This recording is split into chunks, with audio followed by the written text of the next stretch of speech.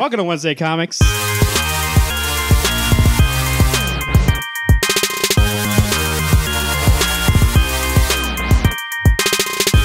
Brought to you by rootsoftheswampthing.com and SuperCon 2018 Return of the Con.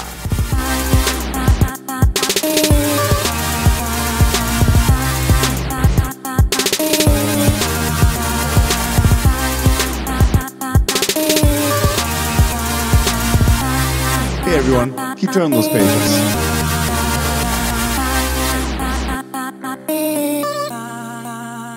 Welcome to Wednesday Comics. To my left, we have Alex. Alex, how you doing? Hi everyone. To my left this time, and to my right, we have Garrett the Sniffs himself. How you doing? I'm not even sniffing. Fuck. You know what? I've told these guys, I've sent this to them, where Hulk's like, my secret cap? I'm always sick. Angry. That's me. I'm always sick. I'm allergic to South Dakota. I like how you got me to look that way. Would that be your superpower, that you're always sick, and so that you can never get sick because you're always sick? No, that just means he's more susceptible to It means I'm sick sick because I'm around you sick fucks. That's why I'm sick. Well, if you I want that written down in the journal. First minute and a half of the show, Garrett dropped an F-bomb. Oh, fuck. I'm going to count that as 3. Welcome everybody that we got new from SuperCon once again. Sorry for the language, but here we go. That's our show. I know show's explicit. I know. We just the ratio's kind of off, but yeah, you think this is all self-generated? I get set up. I almost said I just find it set up. I just find it hilarious. I won't name names, but I just find it hilarious that we all swear, but somehow this guy gets the blame. You know what? I would take a bullet for these guys. These guys would just be like, man, that's a fast bullet. Why don't you tail me in the chest? You're literally taking the bullets for us. People are... You're like, I wonder what caliber that is. Hopefully it's bigger. I like how smart you are. That's a fast bullet. Thud. Oh. Kills you. Wow, I thought Garrett would produce more blood with that bullet. Speaking of bullets, somebody who's faster than the speeding bullet is Superman. And somebody who loves Superman is called Grant Morrison, which he talks about in Super Gods for a while. Grant Morrison talks about how much he loves Superman. I think more so than Batman. I know he loves Batman, but he has some sort of love for Superman. Weird fetish for Superman. No, it's different. I think he more relates to Superman than he does with Batman. Which is why I'm bummed, because when he was on Action Comics, he was on it for 13 issues. Well, I know he did go through 21, but his whole 3-year story arc was rushed. Yeah, he said that they were like, hey, because he wanted to do kind of one-shots. Right. And they were like, they kind of rushed him through it, so he didn't get it turned into a huge mess. It was good for the first Is that for arc. New 52? Yeah. Yeah. 52. Okay. And then he wrote my favorite, All-Star Superman. But for something that he's really known for is Batman, his Batman run. Actually, there's an omnibus that I think recently came out or is coming out with not his whole run. It's the beginning all the way up to spoilers when Bruce dies. I think it's up. It has Final Crisis. It has R.I.P. It has all that. It's not a spoiler Batman and because Son. Bruce doesn't die. Just disappears. Well, that's more spoilers. See, look at that. I give fake spoilers and then you give real spoilers. I'm just trying to be honest. Real news. Recently, Grant Morrison did an AMA. What does it stand for? Articles, Marvin, article. I taught these guys what an AMA is. So he did an AMA, and somebody asked him in there. It's all Silicon Valley. Somebody asked him recently on Reddit. Somebody asked him recently. Read what? No, I'm kidding. Can I get to the thing? Done. Dude, you may have said AMA. I don't even know what you said. I'm just thinking about the formatting that you do at the end of a bibliography. Somebody asked him the question about why Bruce was brought back so soon. He said it was a DC decision. He really wanted Dick and Damian to be Batman and Robin. Batman and Robin for 5 years for you to be like, oh, I guess they're not bringing Bruce back. I guess Grayson really is a new Batman. And then boom, Bruce would come back and you would be surprised by it. That was his plan, but then DC wanted them back. I mean, obviously, Bruce, they get, I think in the environment now, I think they'll let him do that. I think back then, though, I think Bruce is your staple. Right. Now people are all up for let's let them ride out. Right now, for example, we have Doomsday Clock's been riding out for 2 years. Right. And so I feel like they would be like, oh yeah, go ahead. People are more open for smaller, even though this wouldn't be small, but there's books that stay out there. They have a smaller audience, but they let it go out there and build for a while. Where back in the day, they'd be like, oh, that's canceled. Well, what's crazy is there was still a decent amount of time when he was gone, because I remember, oh, geez. Did we just go through the third level of the dreams and stuff? That was Batman when he got shoved to Omega. Oh, yeah. Because like 686 is the issue. It was part 2 of the whatever happened to the Cape Crusader. And literally, Neil Gaiman, yeah. 687 did not come out until a year later. Oh, That's really? how long Batman got delayed. There was a bunch of one-shots. That's what I mean. Out Like that wouldn't Warner happen Brothers, anymore. but- The market's changed since then. That was what 2007, 2008. Yeah. It's very different now. I think in good and bad ways. So I think something like that wouldn't be allowed anymore. They wouldn't be like, oh no, Grant's telling the story, or like I think any keyword did the art, Yep. or in that what happened to Cape Crusader with Neil Gaiman. They wouldn't be like, oh no, Andy's doing the art. Is that the one that's got the cover of Nightwing looking at the Cape and Cowl? No, that's Battle for the Cow, I think. Yeah, it sounds like Battle for the Cowl. The Cape Crusader one has a bunch of people on it. One of them has Alfred looking at the cow. Oh, okay. But I think not in this day and age, they would be like, somebody else is going to draw that book. Right. So it can come out faster or come out on time. Dick and Damian as Batman and Robin was one of the best teams ever. It was. But I think, like, Grant's right. It should have ran out. It should have ran for a while. Yeah. Because even though I still do feel like that team, those two do have a relationship that is very strong. It's more like it was short and strong. Like, you had to make it seem a little more stronger so that it would mean more in that short time. Or rather, as if it was over a long period of time, like these moments that we're getting now with the two of them would mean a lot more because we're like, dude, they ran together for 5 years. Yeah. Of course, they like have each other's backs. Now it's kind of like, okay, well, they were going through a time. Maybe that's why they feel like that. But you know what I mean? It makes more sense like if you ride with somebody for 5 years, being like, this is my partner. In the best Batmobile of all time. And one of the flying Batmobile. Yeah. That you would be like, yeah, this is my partner, this is my brother. Question. In Batman Incorporated, is that Bruce? No. Or is that Dick? Well, it depends on what version of it you're talking. Because I thought Bruce comes around. Because I know when Damian Both of dies, them. it's Bruce is Batman. So basically, the gold logoed Batman is Bruce, and the traditional just black bat on the chest is Dick. You know the story about Batman Incorporated? Grayson. What the overall story is? No. Bruce comes back and says, hey, as Bruce Wayne, he has a press conference and says, by the way, this is all spoilers for Grant Morrison's This is Batman. pre-New 52, though. Pre-New 52. He says that Batmans are needed. I'm going to fund Batmans all around the world.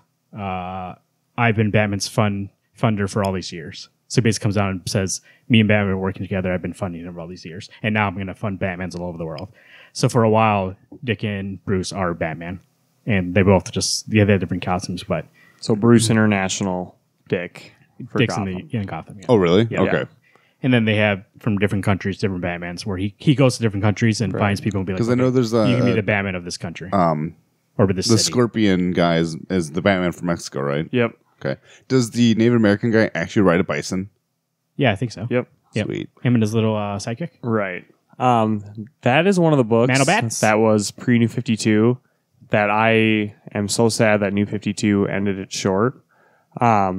I know that Grant Morrison still wrote it in the New 52, but it was a different pace at that point because like definitely did feel that way, right? everything else was dying out except Because Batman. I would they say, cut but- it so short. I think he kind of compressed it to a point where instead of it felt like the end of Batman Incorporated should have been the end of Batman and Robin. But Right. that book was over already, and they had Bruce back, so he put in the end of Batman Incorporated instead. Right, because there was 13 in New 52. There was 6. What happened with that cliffhanger? Which cliffhanger? All the Damians. I guess I don't know if they really Here tied we it off. are 10 years later, and it's like, Well, every now and then, like one pops up in like a future issue. It's like Talia is like has them in some secret base somewhere. oh, okay, they're around. Yeah. Gosh, I have to the admit, art. this is one of those things. How do you not have this book? You love Frank Quitely art. How do you not have Batman Incorporated?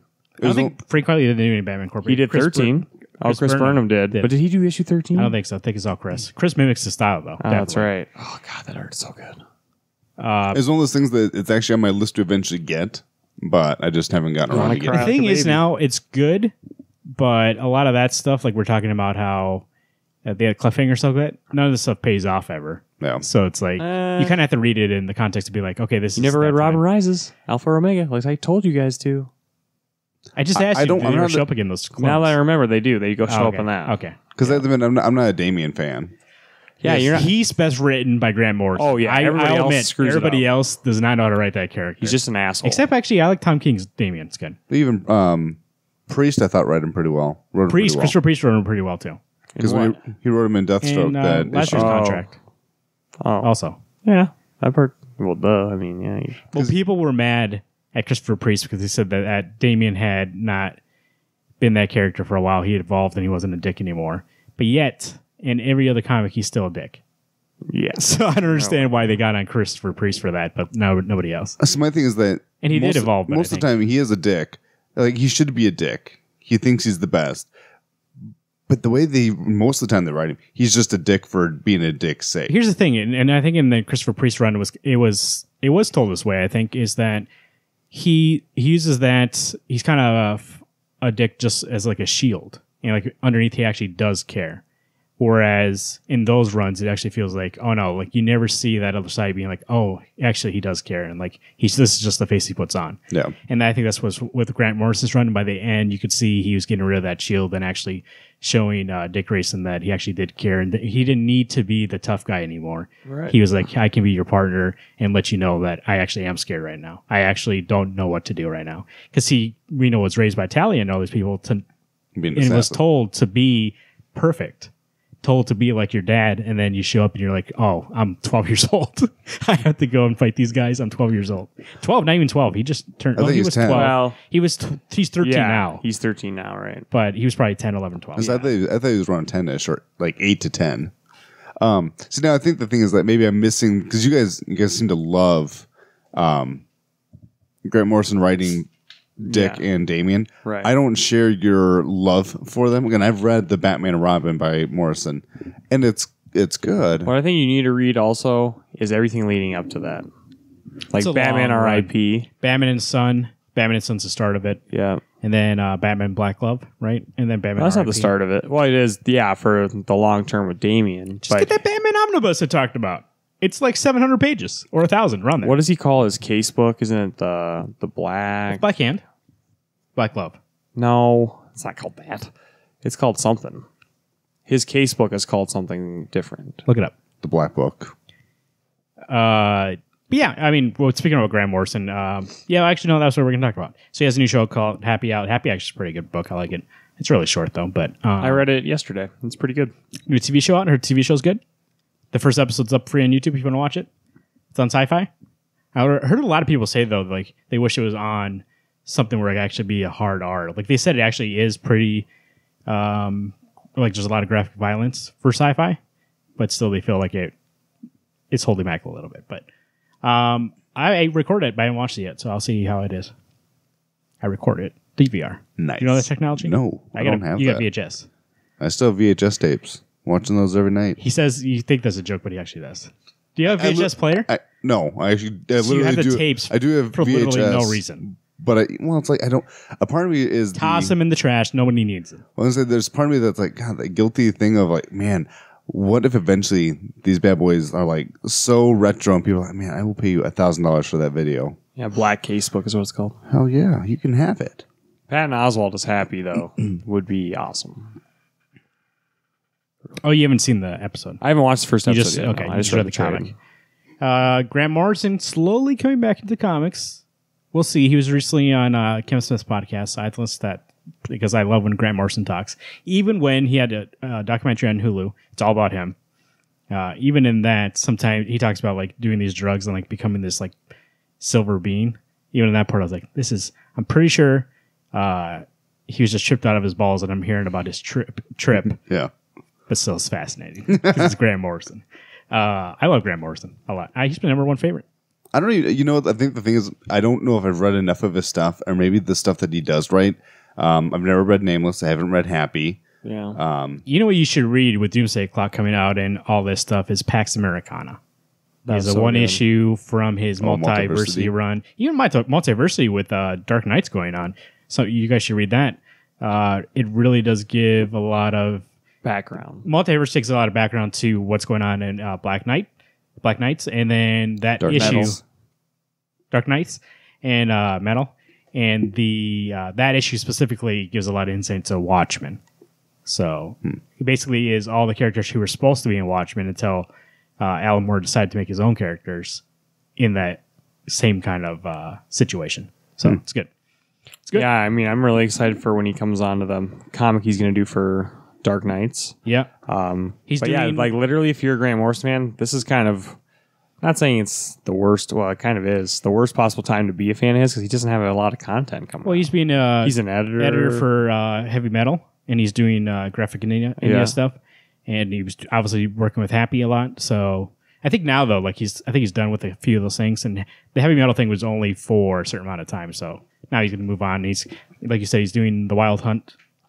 For this metal tie-in thing, and then also when all that's done and these new books start coming out, like Terrific stuff like that, he's working on one of those books. I forgot which one it is, but we'll see. Speaking of good stuff, this week we have no reviews, so if any new comics coming out this week, we don't know anything go out there and about check them out. I didn't read anything. I read some books. What did I read? I read Green Arrow. That was good. I read Super Sons Annual. From last week? Yeah. Amazing. It was so good. Can I tell you one character that's in it? Sure. Detective Chimp. I totally did not expect him to be in there. When I was flipping through it, I had seen him. And I was like, what? And Batcow was in there. Slapback Cow was in it. Titus. Streaky. I have to admit, if I had told you that if it was a issue 11 of Hawkeye where it was just a silent issue, and it was fairly silent. You did read it. I didn't get it. I looked through it. Oh, you didn't get Super Sons. Parts of it were silent. Well, it's not they were whining or whimpering or whatever, or talking amongst themselves. It's all in the eyes. I don't need it. RootsOfTheSwampThing.com, your definitive source for all things Swamp Thing. Holland Files #2 should be coming out pretty soon. If you got your pre-order in, you should be expecting to see it pretty soon. So visit the world of Swamp Thing at RootsOfTheSwampThing.com, on Twitter at DCWorldSwampy, or on Facebook at Facebook.com/RootsOfTheSwampThing. Speaking of good things, this week we have our top 5 writers and also our top 5 artists of 2017, not 2018. If you caught last week's episode early, I did not edit in time to put 2018. I'm living in the future, baby. What's on you right now? I'm already in next year. What's coming out? I'm already in December next year because I'm making a 2018 list. But this is 2017 top 5 writers, top 5 artists. And I'm going to throw a curveball. I'm not sure if you guys expected to do artists first, but we're doing writers first because I feel like this year is. Did we do artists first last year? Yeah, we did. Okay. I feel like artists. I had a harder time with artists this year because I feel like it's the year of the artists. Like there's so much great art out there. Writers, I was kind of locked down. But the artists, I was like, I crossed out a couple. But also, it's kind of hard on art. There's so many some people's art that I like, and I'm like, do I put the whole team? Because I know that colors is part of it. You know what I mean? Right. So we'll talk about that when we get into artists. But we'll talk about writers first. And Garrett, you guys see your phone? It's lit up. You're right there. Mm-hmm. What's your top 5 writers of 2017? My number 5 is Tom King. You guys have both kind of gotten me on Tom King, besides the Batman run with Vision. So I went back and read that this year. I know that probably doesn't count, but I'm sure an issue came out in 2017 at some point, right? Yeah. Yeah. Also, like his work on Batman, it was kind of like a love at first, and then it kind of grew into like, wow, this guy can actually write. And then Mr. Miracle, I think, is some of the best work that he's writing right now. I'm really excited to see. He wants to do some, what do you say, Sergeant Rock he's thinking about doing? In that holiday special. In the holiday special. So I want to read special, that. he's doing Swamp Thing. By the way, my number 5 is Tom King. Yeah. So same reasons you said, he's doing a lot of good work now. Also, that Batman thing, I think, at least for me, I know you guys have different opinions about that, but I think for me, that first arc actually, was just like good Tom King, where anybody else would be like, oh, that's pretty great. But for Tom King, I held the higher standard because of Vision, all that stuff. Yeah. And it didn't feel like Tom King's writing. It felt like good for a good Batman story, at least for me. But then when he got into the end of Bane and then what came after that felt like Tom King to me. Right. Especially what we're having now is like this is like the renaissance of Tom King for and Batman. Every single arc that comes out now and everything I hear from him now is like he feels like he has a lockdown on what he's doing now. And he even admits that if you listen to an interview with him, that first couple arcs, he felt like he didn't know what he's doing with Batman. He didn't really know where to take it if he was just supposed to you come in the shoes, you got Grant Morrison ran around, and then you got Scott Snyder that ran for 50 issues, 52. Oh. He did 51. Well, he probably did some one-shot annuals and stuff, too. Well, no, because of Margaret Bent. He only did 51, because 52 was another James team. Tynion? I think so. I think it was James Tynion. So he did 51 issues of that. You have Grant Morrison who did that huge run, which we just talked about at the beginning of the show. And then you have Tom King coming along. Like, how do you live up to that? Do you do what they did? Do you look back and be like, oh, I got to kind of like do it like this? Or do you go and do your own thing and try to take that risk? So that's what he kind of struggled with at the beginning. And I think actually he finally said, like, let me do my own thing. And I think it's working out well. Like you said, Mr. Miracle, Vision, actually a couple issues came out this year, and it's strong this year. And we had, what was the other book you said? Oh, he's doing all this stuff now. And I think he actually is at a point now where he is like, what do I really want to work on? I want to work on Sergeant Rock. Let's do a Sergeant Rock story. Right. I want to work on Swamp Thing.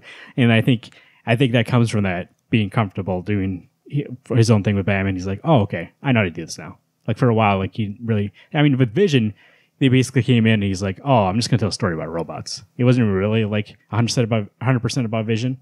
Right. It was more about like, let's put these robots in, act like they're human and see if they, when Vision knows how to be a robot and he knows like how to do that job when he tries to be human and he can't figure that out. Like that's the one thing he can't do. So I think now he's like, oh, this is how you do superhero stuff. And so I think now he's like, okay, he's doing, and then Batman Elmer Fudd was really good. I didn't read that, but nope. That Batman annual was really good. That just came out last week. Yep, that was good. No, last week. Yeah, it was really good. So then, I mean, if you think about his annual where he had that story about the dog, I mean, he won an Eisner last year for that, what any other person would be like, oh, I'm going to write a Christmas story, and they would just write like a one-off thing that's like supposed to be just fun. Tom King writes an Eisner winning story, be like, oh, here's that DC. Basically, Marley and Me for Batman. Yeah. So I wouldn't be surprised if his Batman book's on a lot of top 10 lists this year for best comic. I wouldn't be surprised if he's nominated for an Eisner for anything, Mr. Miracle, Batman, or his one-shots he does in the specials. So we'll see. But Tom King's my number 5. Is your 5? Yep. Tom King's good. My number 5 is Rick Remender. I usually he's higher on my list because I love him so much, but I've actually found that like his Black Science it's good, but it's not as strong as it started out. Yeah. I still believe his team up with Wes Craig on Deadly Class is pretty amazing. He's my 4. He's not my number 4 too. Okay, perfect. So we're around the same area. I think he's a great writer, but it is just that one book. In all honesty, right now, it needs to be more. Yeah, but I think you're right. When he was doing Tokyo Ghost, or even his Black Science really was amazing. But he's kind of, I don't know if he's focusing more on Deadly Class, which is great. But he's not putting out as much content, which is okay. Like you said, if we're getting quality in all those books that we're currently reading, but I feel like Rick Remender's a guy that he's probably working on a project we don't even know about yet, because getting not a delay, a planned break from Deadly Class. 17 Attorney. No, we're still getting it. No, we haven't talked about it. Oh, yeah, that's what I mean, yeah. Of course, it's been gone for 2 months already. I know. See, that's the thing, is like that book has been delayed a lot, and I think it's mostly Opena. But also kind of like the story kind of mixed around just because of the delays. So they had a 2-issue arc, which I didn't think they just supplanted there because like, oh, we need something to come out. With Black Science, it had come out for a while, and then it did. And then also like it was kind of like, it was weird the way the genre went with that. They went more superhero than science fiction, so it kind of got weird there also. But Deadly Class is definitely the most consistent. Yeah, it definitely is the most focused. It definitely is the most personal. I actually just feel like that's where his passion is right now, because like that's Rick's story he wants to tell, and he's got it like he's planned it out to a T. I mean, that like whatever's coming in that book is planned. I mean, not saying that no other comics plan, but usually. Some people write like Stephen King, or they'll just like have the story come to them, but he's got it worked out. Yeah. So at least he knows that he has a huge fan base, and it's not like we're all going to get screwed over because he's going to be delayed for some reason. But yeah, I just think that, I mean, compared to last year, he had been bringing out so much content. We got a lot of Deadly Class last year. I guess I wasn't reading it then, but still. Also, Tokyo Ghost, one of my favorite graphic novels of all time. Black Science was on. That's when we had that God World arc, and it was really great. And then we were looking forward to 7 Attorney, which actually the first arc was really great. But then the delay happened. Yeah, it is good. It's just like, where is it? But it's one of those things that honestly, those 2 issues of filler really did kind of take you out of the book. And then when we got back to the main story, I felt like it jumped ahead because it's like, oh, now we're behind. We got to catch up. Let's just cut out all that middle ground where they're like walking to the destination. All of a sudden they just show up. And you're like, oh, okay. I thought we were going to like see them. It's going to be the actual journey.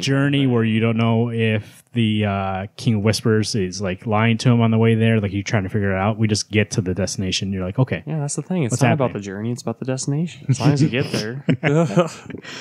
Yeah, I would say I agree with you. It's just that one book, so like I couldn't put him higher on the list. But he's still. I mean, that book is still great. Yeah, it is, and it is great. And I mean, he's a good writer.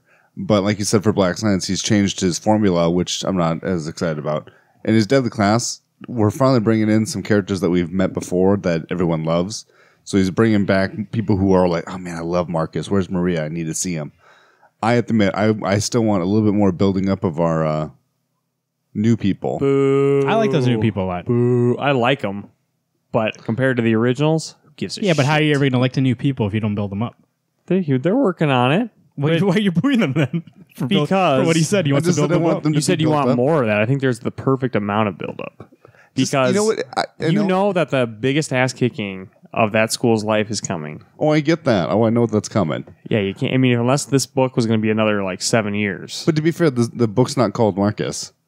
Yeah, it's not Marcus. It's Deadly Class, but we're still like focused on Marcus.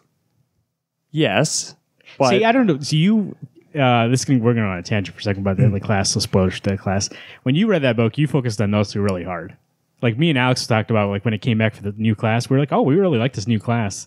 I guess I binge read it though. I read it all the way through. That's true. So like me and Alex were like, I actually liked it. And we thought like this was the story going forward. So maybe that's part of it that me and Alex made peace being like, okay, those guys are gone. Now it's a new class. And I grew to love that new class in those few issues. And when Marcus and Maria came back, I was like, oh, cool. But I wasn't like, oh, thank God they're back. I was just like, oh, cool. Now they're part of the group. I was like, thank God they're back. I know. That's what I mean. Like, I like the group. I don't hate them. Dumb question. And then I'll move on to my number 4. If Marcus actually dies, gets decapitated, and there's no way coming back, would you still like the book? Of course I would. Of course I would. I had to read. That's the thing. I had to read 7 issues of no. We Marcus also thought he was Maria. dead, so like for me, I buried him. Put the dirt until on he showed up in issue 27 or 26. 26, whatever, one of those 4 or 5 issues, and he kicks the shit out of everybody, and then you get the reveal. It's like, yeah, it's Marcus. Holy shit, it is Marcus. Right. I was like, and Maria's alive because like just when you start liking Maria, oh, that's right. He went to go save her. That's right. Can I say spoilers? I know I always. I'll have to put notes in the thing, but. Thanks for making work for me. But I didn't say the spoiler. That's why I was asking. Okay. Well, when you like somebody, all this is spoilers, so okay, I'm gonna have to do it anyways. To be fair, we talk about this book almost every time it comes out. I know, but if we keep talking about people need to be reading this book, and then we talk spoilers, fine. Why you follow these characters, and when you start to like one of the characters, they die every time it happens. Like when you're like, oh, this character can't get any better. Yeah. Boom, dead. True. Like that's where you're just like, I don't even know where my point was. But this, I admit, this book's got stakes. So you know what my number 4 for writing team is? Kelly Thompson. Nice. From Hawkeye. I thought about putting her on this list. I didn't quite get there because I didn't again, it's kind of more of a content thing. My number 3 is Kelly Thompson. My this list for me, I was kind of I think on the same marks as Marvin was. I could have the same 5 every year. Right. That I'm trying to branch out, and I was like, you know what, Kelly Thompson. Well, there's also a lot of writers that I had on my last year's list that really haven't done anything this year. Like, I don't know what happened. I guess and you're right, these new people have come in, and I'm like, oh, I really love. They've shown up. Kelly Thompson for a book that really, when I talk about the show, I feel like I don't do service to it because I'm like, man, it's so fun, but also like it's really like has some serious things to it. And I really love Kate. Like I like her characterization of Kate. But it really is like you would have to read it to be like, oh, I see why they like this. And even like the first couple issues, you're like, oh, I love Kate now. And then you're reading up to issue. What's up to 14? 13 just came out. Yep. 13 just came out. So we've been with this book for a little over a year. But yet Kelly Thompson, who somebody I've never read before, came in and had the huge task of being like, even though I didn't like Jeff Lemire's run, you have Jeff Lemire, who's like a staple in comics. You had Matt Fraction, who also was a staple in comics, and also like a comic run that was like, was reading Eisner's. People were like, oh, it's the best thing ever. And then you have Kelly Thompson coming in, and for us at least, when we were at Hawkeye, I was like, "Oh, this better be good." Like that's a high bar to reach, and I feel like she's doing a great job. I tell you what, Hawkeye is never one of those characters Marvel wise. I'm like, holy shit! I got to have that character. Yeah. And I remember when we got the Fraction run, I was like, I'm just going to give it a try. Love the book. I didn't get the all new because you mentioned, it's hit or miss. It's not very good. This is one of those, I think you and I were like, I wanted to give it a try. Well, they were trying to do a new wave of like, instead of calling her She-Hulk, it's Hulk. Yeah. Instead of like Girl Hawkeye, Lady Hawkeye, whatever. It's just Hawkeye. Mm-hmm. You know, so I was like, oh, that's pretty cool initiative. Like, and the covers looked amazing, like new, fresh writing teams. So I mean, Kelly Thompson was a huge contender for this list. Maybe an honorable mention, but I don't do those. So, but I did see she's coming out with a Gambit Rogue run, and I was like, oh, Kelly Thompson's writing this. I should read this. And I'm like, but I hate those characters. So oh, really? To be fair, I would get them just for the fact I love Rogue. I hate reading Gambit. I thought the same thing. I don't like Gambit at all. I like Rogue. But I thought the same thing. I was like, Kelly Thompson, I really like her writing. Yeah. So like, I think for me at least, like that's somebody who I'm like, oh, okay, they're worthy of being on top 5. If I see their name, I'll be like, I gotta get that book. Yep. I'm gonna say it's one of those things that I've at least told Marvin. I'm sure I've told you. I'm all about now who's writing the book or what's the team, that whether or not I actually give it a try. Also, like I find that it's very hard to do humor in comics and do it well and do it at a point where it's not annoying. And I think a lot of time in the show we say, man, this guy's not funny. Quit making these jokes like they're just annoying. For instance, in Civil War, was it Civil War for Doctor Strange? Where's the AutoZone, that joke? Oh, that was Infamous Iron Man. Infamous Iron Man. Some people, especially Bendis, I love your writing, but I don't think your comedy is anywhere. It's not on point. It's not on point.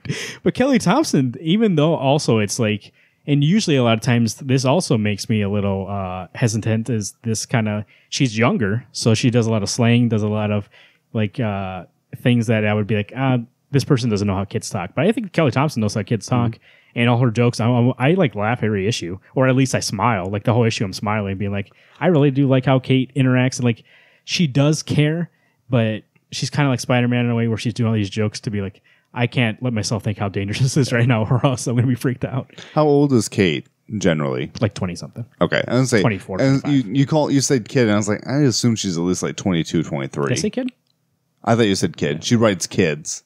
No, kids slang. Well, I guess I mean millennials kind of slang. So that Wolverine issue is the funniest one for me, just because I've read all New Wolverine, like. Because of all that Wolverine, like Jonathan the Wolverine joke, it was like, oh, it was on point. It was so good. That was good. The issue before that where she's locked in jail. Jessica Jones arc was really good too. And I wish Kelly Thompson would take over for Jessica Jones after Bendis leaves. That'd be Didn't we talk about that? I think I don't know about it on the show. He and I would jump on that book. Yeah, if it was Kelly Thompson, I would jump all over Jessica Jones and get that book. Nice. Oh, come on, buddy! I would get that book. Cage first. Well, because like here's the thing, I really did want to get that Bendis run, but it was that thing again about, I know that Jessica Jones kind of quippy and kind of funny, and I was like, I don't like that kind of Bendis. And I mean, I used to. I think it's just because he's a little older now. But if it was Kelly Thompson, I'd be like, oh, okay, I know she's gonna be like, it's gonna at least be funny, and probably because even like Kate does kind of detective work, right? But even like I'd be like, okay, well, she's the stumbling detective. But you know what? To tell a bad detective story, or in the way where like this person's bad at doing a detective job, it needs to be set up well.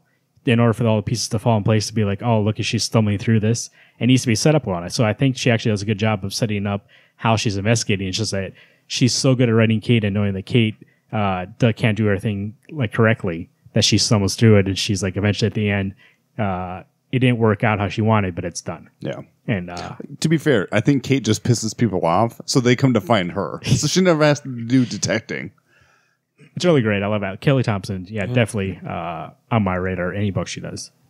Your 3 or my 3? Your 3. My 3 probably because you just did your 4, 3. 4, 3, and then 3, and I'll end up 3. Okay. Wednesday Comics, where the order doesn't matter, but we got the same people. To be honest, we're all a little steps ahead. So my number 3 is Ed Brubaker for Kill or Be Killed. I know, it's probably on your list. That's why he's number 2. The reason he's not higher up, and 3 is like in the middle, and you guys might have him at different numbers, what have you. Not even on my list. Marvin? No, he's not my 2, so. Oh, okay. He's just number 1. He's got to wait. Kill or Be Killed has been one of the best comics that I've read this year.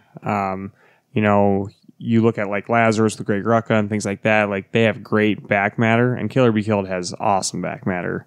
Ed Brubaker, he has someone write an essay for every issue. He kind of goes over what he's really into currently. It's like a newsletter every month for his fans and whatnot. And they gave news like they're going to do a sequel to Fade Out. They're going to. Are they really? Yeah. Oh, see, it would help if I actually read the back matter. Yeah, they're working on another criminal novella. So I want to go back and get Criminal. At the time as I was getting Fade Out, did I give you the issues? I got them. Yeah. I was trying to cut books, and I literally read the first 2 issues. I kind of want to go back and kick myself in the head and be like, I know you made your best friend happy. I remember talking about that at the barcade. So well, someday I'll just get them in trade. Or I say it's a big trade now. You can just get the whole thing. Exactly. But one of the greatest writers for crime stories, detective stories. Something about his writing is so detailed, but not so serious that like it doesn't pull me out. Yeah. Like it's funny, but like the story itself, it's like watching a drama. You're just like, holy crap, that just happened. Every time I read Ed Brubaker's run of not Fade Out, the other book he's writing now, Kill or Be Killed. Kill or Be Killed. He is so good at how he sets up the page. With every left corner is where the He makes it narration. simple. Yeah, I mean I know how to read his book from left to right, up and down. And I think a lot of people look at symbol comics or look at something that's not like if a page is not a 2-page spread with like the panels all over the place and you have to be a genius to know how to read it. People look at that and right away they go, "Oh, that's good comics." But I mean, it is. But if you look at that, it's more flashy than what Brubaker and Sean Phillips and Elizabeth Breweister. I hate when they do that in comics. Are, the 2-page spread madness. Depends on who does it. But that's the thing. There's a difference between showing people being like, "Oh, look how good we are at doing this." And I mean, half the time it's not for that. Half the time it is just because maybe they do need a 2-page spread. But like if it's like a bunch of panels and stuff, I feel like at that point they're kind of being like, "Oh, let's do something flashy." Where this team really does something like, "Oh no, we want people to read it and like soak it in and like get invested in the story and not go to a 2-page spread and get sucked out for a second and be like, oh, look at this panel." They want people to be like moving along with the story and be like in the story with. And I think that subtlety is harder to do than that 2-page spread. Yep. What's your number 3, Alex? So my number 3 is Brian K. Vaughan. A lot of it had to do with the fact, and I realized that issue 1 of Saga came out in 2012, but Papa Alex here caught up all on it. And I tell you what, Go ahead. from issue 42 has been super solid. And I love how he writes. And he does things so, telling the story of Elena disposing of their dead child. Yeah, that was a hard issue to read, and it was just so well written and so well told without ever having to actually do the surgical part of it. Well, I mean, that goes back to Hazel's that eyes. subtlety thing. It's like you could show them actually doing the procedure. You could show them like how much pain, physical pain and emotional pain it's showing on the parents' faces at that time. But instead, instead he was like, you know what? Let's focus on those kids. Like she knows what's happening in that room, and she's hanging out with this like fake ghost of her future brother that's never going to happen. And I think it's more emotional at that point to be like, let's see, she made friends with her brother that like isn't going to be her brother anymore, and let's see how she copes with him at that moment disappearing and her being like, okay, well, I guess I don't have a brother. No. Like that issue is one of the best issues of the year. What issue was it? 42? No, 42 is when she falls on the ground. Oh, okay. It was 47. Nope, 48. 46. That arc of issues, starting a little bit before 42, up until where it is now, is some of the best comics this year. Mm-hmm. Agreed. And not to take away from Paper Girls. Paper Girls has been like great. It. Yeah. It's good. I know I have my complaints that it spins its wheels. A little too much. But I do know that it will go somewhere. It's just whether or not it gets there soon. You know what? I think maybe that reads better in trade. I would have to see. It has to. There's been so I think many, it's just because it's so much going on, and it's hard for us to be like, what was happening before? What's that clue from the other issue? Yep. And so it's kind of one of those books, and I think Brian K. Vaughan used to write in Lost. I think that's what Lost used to do. It's definitely way better to watch that show all at once than to watch it like week to week. Like when I used to watch it, sometimes there'd be like a month between an episode, and I'd be like, what the fuck's... I don't remember anything. Yeah. So you really have to like get invested in that. I believe that's the reason why. I hope so. I mean, I've been wanting to go back and so. read it all the way through. I am pretty notorious for wanting to go read things. I've read the New 52 Batman 1 through like 24. It's like, holy shit, this is so good. I think Paper Girls is one of those books. You just got to burn through it and read it all as one. Yeah, because like right now it's sitting at a solid like 7 for me, just because it's still, there's so many questions, not enough answers. I really like it. It's like the art and the story and the dialogue, everything's like so well done that in terms of just plot, I'm like giving it more. Like I keep being like, okay, I mean, I know eventually we're going to get there to a point where I'm like, oh, okay, that's what's going on. Yeah. So maybe that's the reason why. Like, if I didn't like it, I would have dropped it by now. We're like, Yeah. what are we in? 16? 18. 18? Yeah. So, like, I would have dropped it by now. It's been almost 2 years. I just So. want a little more candy out of it, though. Just a little bit. Yeah, I know what you mean. That's but- almost been 2 years. Yeah. Breaks. yeah. I mean, There's been some breaks. yeah, but even the breaks, it makes it almost 2 years Then it would long. be 2 years, yeah. So What was that, your 3? that was my third. So now I got to go number 2. 2. My number 2, top 5 writers of 2017. My number 2 is Jeff Lemire for Royal City and for AD. Well, I guess he didn't write that. He did the art. Sorry, not that. He did for Royal City, Jeff Lemire. Black Hammer, that's the other book. Okay. Black Hammer and Royal City are 2 of my favorite books. One of them is about superheroes trying to be human, and the other one is just some people trying to get their lives back together. And they're very different books, but yet I think Jeff does a great job at both of them. Like, there's not... one of them is not better than the other. I think Royal City... Royal City did a little bit. And say I enjoy Royal City a little bit more. Black Hammer, though, is like more traditional kind of... Like, he's taking traditional type of comics. And then you have Royal City, which is more of a personal story, more about people trying to grieve in their own way. But both of them, I think, are really excellent. Like, the Royal City, like, every piece of dialogue, every situation, how it works out, so far at least. We were at 7, 8? 8, I think, comes out next week. We're going to be on 8 issues of this book, and there hasn't been a situation so far where I was like, that's fake. Like, that's made for the story. And I forgot what we were talking about one time, but I was like, you realize this is a story, right? Where this doesn't feel like that. This just is like feels like this is real life. So something happened in a situation in this book. If it felt like it was just done for the story, I'd be like, that doesn't feel real. Like this book, I would like it does 100% feel like these characters are real, and these characters are struggling, reacting to things instead of being written to react to things. And it's great. Every single, I mean, there's that panel. Like he does. See, with this book, it's kind of hard to separate it. The other one, he works with Dean Orson. Yes, he works with Dean, so it's kind of hard to see where like comics is a collaborative medium. So sometimes an artist does more, sometimes the writer does more. In this one, I know it's all Jeff Lemire, obviously, because he does everything. So when something happens, when we get a panel that sits with me for like 6 months now. I know that's Jeff Lemire, and I know that's strong storytelling from his standpoint. So Jeff Lemire, I think, is the hero of 2017. There's only one person above him just because I like something about that book more. But my number 2, I don't think I need to look. I remember. oh, you're gonna remember, huh? Okay. Jonathan Hickman. I got to save my battery power. I'm only at 2%. So dang. Jonathan Hickman for me, for Black Monday Murders. See, he was one that I didn't put on the list because Black Monday Murders only had 2 issues this year. So. Yeah, that was my rule. 2 issues at least. I love that book so much. Really, only 2 issues this year? Yeah, only 2 issues since December. Yep. Really? But he's got East of West. I know, but that book's been okay. Well, yeah. Black Monday last issue was Murders, really good. the 2 issues I get, always goes to the top of my reading pile. I know me and Alex do this crazy thing where we read our most looking forward to at the back. Nobody does it that way. We still haven't got To be confirmation. fair, I have to admit I don't do it as often anymore. 'Cause I don't When I either. fall behind, I just got to burn through these books. But Hey. like, there's those times when you're reading books and you put them in with all the rest, like you organize them to read them. But this one, I pull and I read right away. Yeah. I'm sorry, I hit the table. But that book is written so well. There's so many diagrams, thought going into that book. I haven't read. Well, I've read some of East of West, but not relevant to me. But yeah.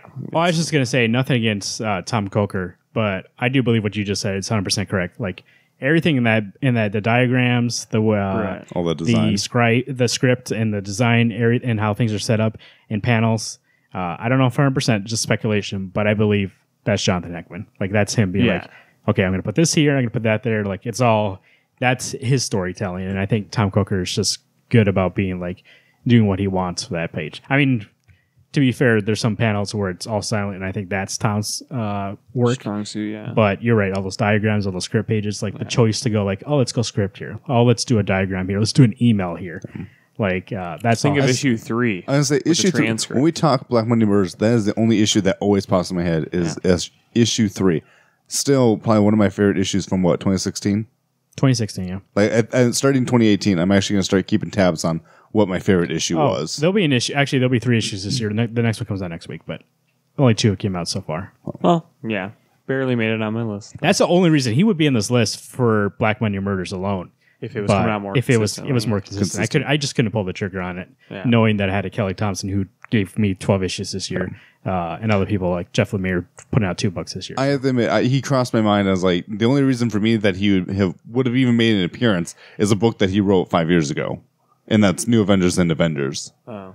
And because I'm currently reading those right now, I was like, holy shit, these are so good. But his East to West has been kind of hit or miss. Like you said, he only came out. And it's been delayed. Like, I don't know really what was going on. So, But the speaking of, you said issue 3 was really good with the transcript. I used to do things recently. I forgot what issue it was. Maybe the last issue with the emails. Yeah, where they I thought the emails were really well done. Like, they escalate and you being like, holy shit, like each one gets more dreadful. And by the time you get to the end, it's like, I don't know, for me at least reading it, like my heart kind of sank a little bit. It was like, holy shit, like something's going on. Yeah. I couldn't remember who the characters were, so it kind of lost it for me. But and that's the problem That's that the I'm having danger right of now. it. Yeah, we only had 2 issues this year. Is that I'm reading this book going, oh, this book it looks great. The only reason why this works more than East to West is because they're usually longer issues when they come out. So I'm like, oh, okay. So you get more weekends. By the time I'm halfway through, I'm like, okay, I know what's going on. I remember what I was reading. So my number 2 is someone you guys have already mentioned, Tom King.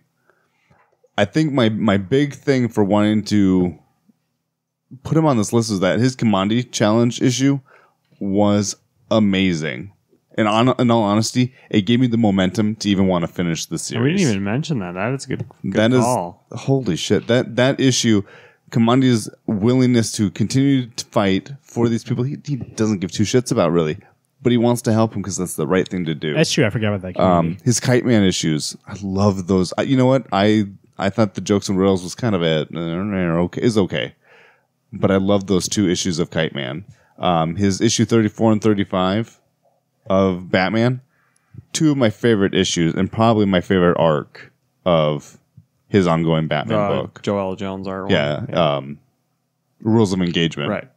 Holy Moses. I loved those 2 issues. You know what? I think I'm not to stomp on what you're saying, but I do like Tom. Now that I see that he's like your number 2, I'm like, he should be higher on my list because I really do like gloat about that guy like every chance I get. I think I would switch him and Rick Remender. Like, Rick would be 5. I don't know why he's Tom King's number 5 below Rick, but Bullshit. It's locked in before the show. I have to admit, this is one of those things I've been working on this list for 2 weeks, just going, I want to make sure that I don't want to have... I thought you said it was easy. You took 2 weeks to do it. Yeah, but it was easy because tonight I knew when I had my list made, I was ready to roll. No, I know, but narrowing it down And figuring out where people went. this is the hardest. That was the hardest part. Yeah, I had about six extra people on this list. Anyway, Tom King, you were nailing books. Hashtag my Batman. I want everyone to hear that. Hashtag too late. That's a 180. Hashtag too late. Is it too late? He's going to do 100 issues. He's at 1/3. 100 issues? He's a Damn. 1/3 into his run. I think he's actually kind of early. I have to admit, I tell you what, I'll admit, when you were first doing your first, before 20 issues, I was like, man, this is just not my Batman. I'm feeling depressed like Batman. I tell you what, seeing how much Batman loves Catwoman and to see how much she loves Batman, I mean, I cannot wait for them to get married. Whether or not they I would stay say together. hashtag Batman. I wouldn't say hashtag my Batman. You know what I mean? You know what? But I He think is Batman But I think the now. problem is I had He wasn't to grow into this Batman. Yeah. Because he's dealing with stuff that I understand now. I've never had to land a plane. Fuck that. You know what's interesting about what you just said about him and Catwoman? That's what sold you on it. I really do feel like before, I think we talked about this recently, before people that made that relationship more sexual than it needed to be, and more also like it didn't feel like, oh, they're just together because they need someone to be together. Where now it feels like they're together because they really want to be together. Like character-wise, like those characters actually want to be together. Well, that It feels more real than before. that issue, either 34 or 35, I think it's 35, where she's fighting Talia, and she goes, I know that he's going to pick the job. I know he's going to pick being Batman over me, but I love him. I was like, holy crap, dude, you are nailing this book, and you're at least nailing these characters together. And I think in that issue, Talia really does, he does really good characterization of Talia. Like, Selena stands toe-to-toe with her, and that's why she respects her at the end. Yep. It wasn't because she was just like, oh, you're with Bruce picked you? Okay. No, she's like, no, I'm going to stand up to, let's fight quick. You stabbed him in the back, I stabbed you in the back. And then they're like, oh, hey, she's like, I like you. And that part was so badass. Well, and they made Talia he made Talia seem like less of a monster. She actually has this human side, and she just wants, it almost sounds like she wants what's best for Bruce. You see, and that's the thing. In the past, I felt like some people did play her that way to be just like 100% villain, especially the stuff she did to Bruce with Damien and stuff like that, make those clones and stuff, like kind of like evil villain in the background laughing.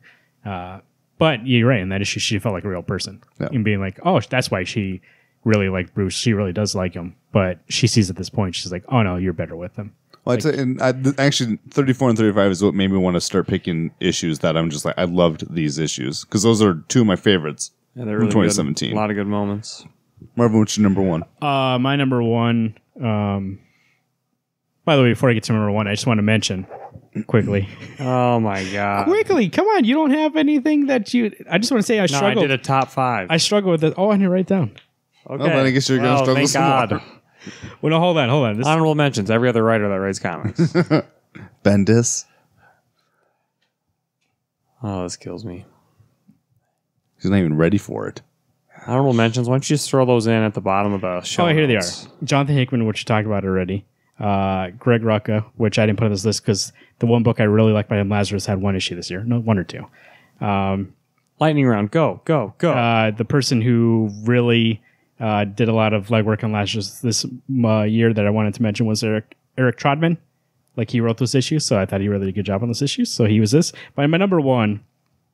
Oh, by the way... Oh, my whole top 5 is different. That's why I was looking at an old list. I was like, why was Tom King so low? Because I just wrote him down. I didn't put him in order. Here, let me run down my list real quick. 5 was Kelly Thompson. Then it was Tom King. Well, no, there's no way. I put Rick at 2. There's no way that's real. Yeah, you're still smoking pot, so. Jeff Lemire was my number 1, so I fucked up on that. My number 3, we'll go back to my number 3, and then you go. I fucked this whole thing up because that thing was So who's your number 1 that's not your number 1? It was Jeff Lemire. It was Jeff Lemire. That's why I was what's your number 1 now? That's my fake number 1, which actually is my number 3, is Ed Brubaker for Killer Be Killed. that wasn't originally on your list, I thought. No, he was. Was he? On the old list, he was number 1, but I Okay. just had written people down. Okay. That's why I was like, that's weird. I don't remember this list being like that. I rearranged that list at least 12 times. Yeah, that's Told what I you. did too. Like, we're so similar to Whose Lines It Anyway? Kelly Thompson, Rick Remender, Tom King. You said Tom King was 4. I don't know. That's what I'm telling you. It was fucked up. Kelly Thompson, Rick Remender, Tom King. Ed Brubaker, and then Jeff Lemire. Ed Brubaker, though, like in Killer Be Killed, the reason why I include him on this list, and he's been killing it every single year. Last year, he did Criminal and did Fade Out. And this year with Killer Be Killed, and I think we talked about on the show, is his subtlety and storytelling, this panel work. Like, he doesn't need to do a 2-page spread of Dylan taking out people for you to be like, oh man, that's awesome. No, he'll tell you in his 6-panel grid that's like just standard, so that you get invested in that story and be like, feel like, oh, I'm there with Dylan. I understand him as a person. And then Sean Phillips art, like the whole thing with it, that whole team is so great that Ed can tell a story, and I feel like for him, he focuses on the dialogue, he focuses on the plot, and the way that it's told is up to his art team. So like, but that dialogue is some of the best dialogue in comics these days. Like, every time I read a dialogue in Kill Be Killed, not so much the monologue in his head.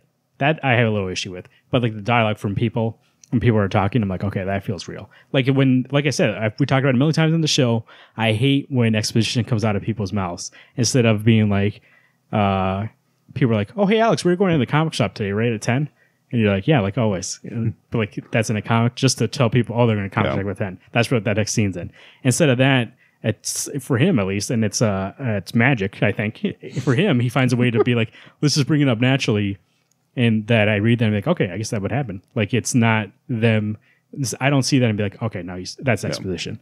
Instead, like that one issue where Dylan's like, oh yeah, I got to go return my mom's car out in, where does she live? Queens or something like that? Sure.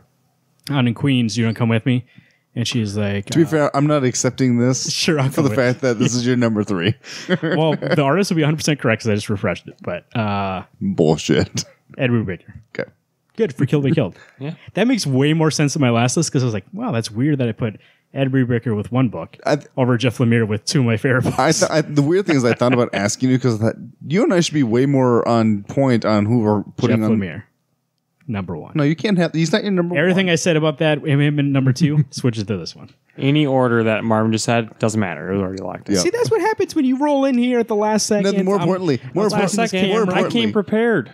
More importantly, he's You're the one that who set tells the us template. that, You tell me I got to put my iPad down there. Doesn't get a chance to get refreshed. he's the one who tells us that 5 is 5. What's the 4 one is 4. rule? What's the one rule Ghostbusters say? Don't cross the fucking streams. That's what I was handling with the iPad. That was a weird. He always says reference. stuff that doesn't make You sense. see my slack here? If your iPad was sitting on my cord, I don't have that much slack. I feel like half the time you make a reference that doesn't make sense. Ghostbusters, don't cross the streams. We got cords / streams of cords. Anyway, what's your number one? Sugar blood. I don't know. It's Tom Taylor. I do know. He's my number one. Sorry, that was a weird way to do it. I was just pissed off.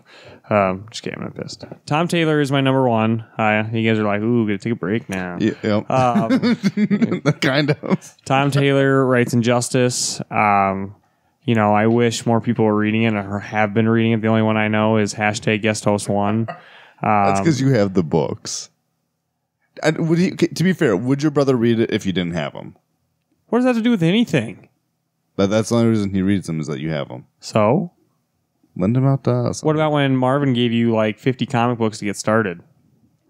Was it on his top 5? That has nothing to do. Oh my Anyway. God. Anyway, so It's Tom Taylor. That's it. what about Wolverine? He writes Wolverine, doesn't Yeah, he? he writes Wolverine. Can I say something about that series? Which Injustice? one? Every week, Which series? Every week you bring this Injustice. Okay. One or two. Yeah.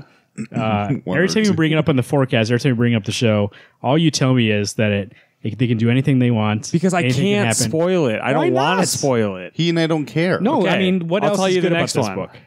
What's good about this book is the storytelling. It's not having what I'm dead? saying by having no rules. Literally, there are no rules with where this But I story mean, is can it all go. because Tom Taylor like a shock value? Is that the only reason why it's good? Or No. Okay, what because else? he builds it up. You get like your origin of your characters and and then basically you turn the page. This man had less slack the last 2 weeks, and I didn't see him complain at all. Go ahead. I like how every time it gets to your number one, we actually spend more time bashing you. Basically, Good you choice. feel like nothing's going to change, and then something huge happens, and it makes a big point. And like, it's crazy how that series could happen. Like for Wonder Woman, her origin in the annual, basically, like I showed you those panels of it's Was like that Injustice, that book? that was Injustice. Oh, So all that was like building up That her looked really origin good. and being a person for the people, and then literally, her and Steve are trying to go get the what's the lasso of truth, but whatever the other name for it is. Her Perfect? Yeah, the perfect. There you go. Basically, when he does that, Steve kills Calliope. With that bat? No, with a gun. Because he gets freaked out, kills Calliope, and Wonder Woman literally takes the lasso of truth and like cinches Steve Trevor's head off because she's so pissed. That was a reference to Stranger Things, too. That's awesome. Yeah. But there's been other ones like where Shazam is talking back to Superman when Superman's reigning the world. This is more Injustice. And Superman gets so pissed off, he blows his laser beams through the back of Shazam's head. It's just crazy things like that. But like the Are storytelling they is so actually dead? good. Once they're dead, right? Right. They're dead. They're dead. It's your like pre-New 52 where there's what I mean by no rules is like when you think of like Green Arrow, you think Green Arrow, Black Canary, like they're married, whatever. Nowadays, probably not. But like back then in the Silver Age, that's kind of what was happening. So it's like that. It's like that classic DC Comics feel, but they twist it to fit this story. Yeah. So I admit I want to read it. I'm just not going to go out of my way to find it. yeah, someday I just say check it out. It's just like an Elseworlds too. Yeah. So And it's not canon, so I don't care. my don't care. number one was what Marvin's actual number one should have been, but it wasn't. I was just kidding about that statement. I don't care if it's canon or not canon. Jeff Lemire is my number one. To be fair, he writes one of my all-time favorite books right now, Royal City. There's not enough good things to say about that book. I love how he adds in the, now I've never actually listened to it, but I do think it's a cool idea that he adds in the, hey, this is what you could be listening to. This is what gives me inspiration to write this book. I like the fact that it doesn't have any, The newest playlist has some Nine Inch Nails on it. the Tommy thing is not necessarily supernatural. It's just a memory of their brother. Yeah. But I love just how it's just people. I love how it's just based around this city or this town they live in, how they all have their lives either outside this town or they are so stuck in this town that this is where they live, this is what they do. oh man. And I think it's very easy for somebody to take a situation that has normal people and like, well, nobody's going to read this. Let's make him so like there's a vampire. Let's make it so that instead they're in space. You know what I mean? Add some sort of element that like it turns into a different kind of genre. Yeah. Where Jeff Lemire is like, oh no, this is about them, and the interesting part is going to be their relationships together, how they act and how they are. Where I think I talked about for months and months and months. I was like, can we just have a book that is about something without some, like, for instance, and I haven't read the book, so I'm not sure if it's good or not. Moonshine. Like, I really wanted a book about prohibition in the moon, like that whole era of somebody trying to like smuggle moonshine, and then they're like, but they're vampires, and I was like, okay, werewolves. That was the whole point of that book, though. But I mean, that's what I mean. Why can't it just be about prohibition, though? Like nobody would. I agree. I think though that they're like, oh, nobody's going to read a book about prohibition, which is probably true. So then they're like, oh, let's make it be the werewolves, and it's always so that it's that pitch to be like, oh, here's this meets this. So they're like, how about prohibition meets werewolves? Yeah. Instead of being just be like, hey, how about we do a book about prohibition? In this book, how about we do a book about a dying town and somebody comes back to that town and how he deals with something they've never gotten over. They never dealt with. They never talked about it really, is the death of their brother and son. Yeah, it's really good. Mm-hmm. Number one. I sat about it and I was like, oh, maybe I don't want to be my number one. But a book that I always come back to going is Royal City. Especially Black Hammer. Even great. Like the mini that's going on right now is great. Like that one Sherlock issue. Frankenstein? That one issue that Sherlock Frankenstein did a lot in that one issue to make me care about that robot boy. I tell you what, I'm still sad that he's in prison. I'm still sad too. And they just announced today, by the way, I forgot what it's called, but they announced another spinoff from Black Hammer. Is it what's the other one that he's coming out with? Gideon? Is it Gideon Falls? Oh yes, Gideon Falls coming out too with Sorrentino, so that's coming out pretty soon. Jeff Lemire, I think this is the year of Jeff Lemire. As Garrett said a couple weeks ago, he thought it was the year of Jack the Ripper. I think it's the year of Jeff Lemire. Nice. That was our top 5 writers of 2017. We're going to do top 5 artists of 2017 coming up here. I do have my list updated. I did refresh it. I logged back in, so it is up to date. SuperCon 2018, The Return of the Con, September 28th, 29th, and 30th.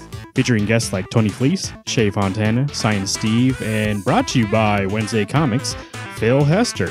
Phil Hester is an Eisner Award-winning comic book artist. Phil is from Iowa. He's known for his runs on Nightwing, The Flash, Season 0, Teen Titans, and many more. He's currently drawing Batman Beyond for DC and Shipwreck for Aftershock.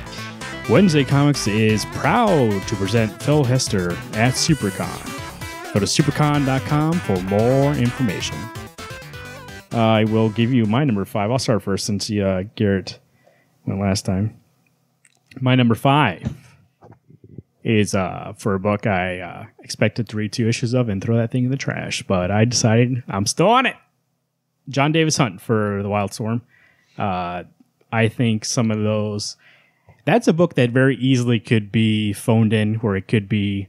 that's a book where you don't have static panels. That's a book where I need it to be kind of a little flashy, because I think this whole book is like flashy. Yeah. This whole book is cool, and it really fits that story. So when we have fight scenes and you see small close-ups of the gun and it tells you about the gun and she looks and sees how much ammo she has, like all those little touches, and then she goes and kills the guy, and like, you know, the whole fight scene is really necessary for that kind of story. And I think John Davis Hunt does a great job of that. Like every time I read one of those issues, I'm always like, man, this is so fucking good. That art's really good. Especially in those kind of scenes. I was just thinking how much detail is put in for it's the engineer, right? Angela Spica. That too. Yeah. How much detail he puts in for every bit and piece of armor that she's wearing, or when it comes out of her and it starts to build on her. I tell you what, that book is great. And like, you can tell how painful it is for her. Like, they've never mentioned it, but when he draws her transforming like that, and you look at her face and see how much like she's like bleeding stuff like that, then I'm like, that's Davis Hunt. David Hunt is like great at those facial expressions. Like, I know how much pain she's in just by looking at her. Yep. And it's very hard for you in the comics to look at somebody, because half the time it looks like you're like, oh, that's a weird face. I'll ignore that. But in this book, constipated.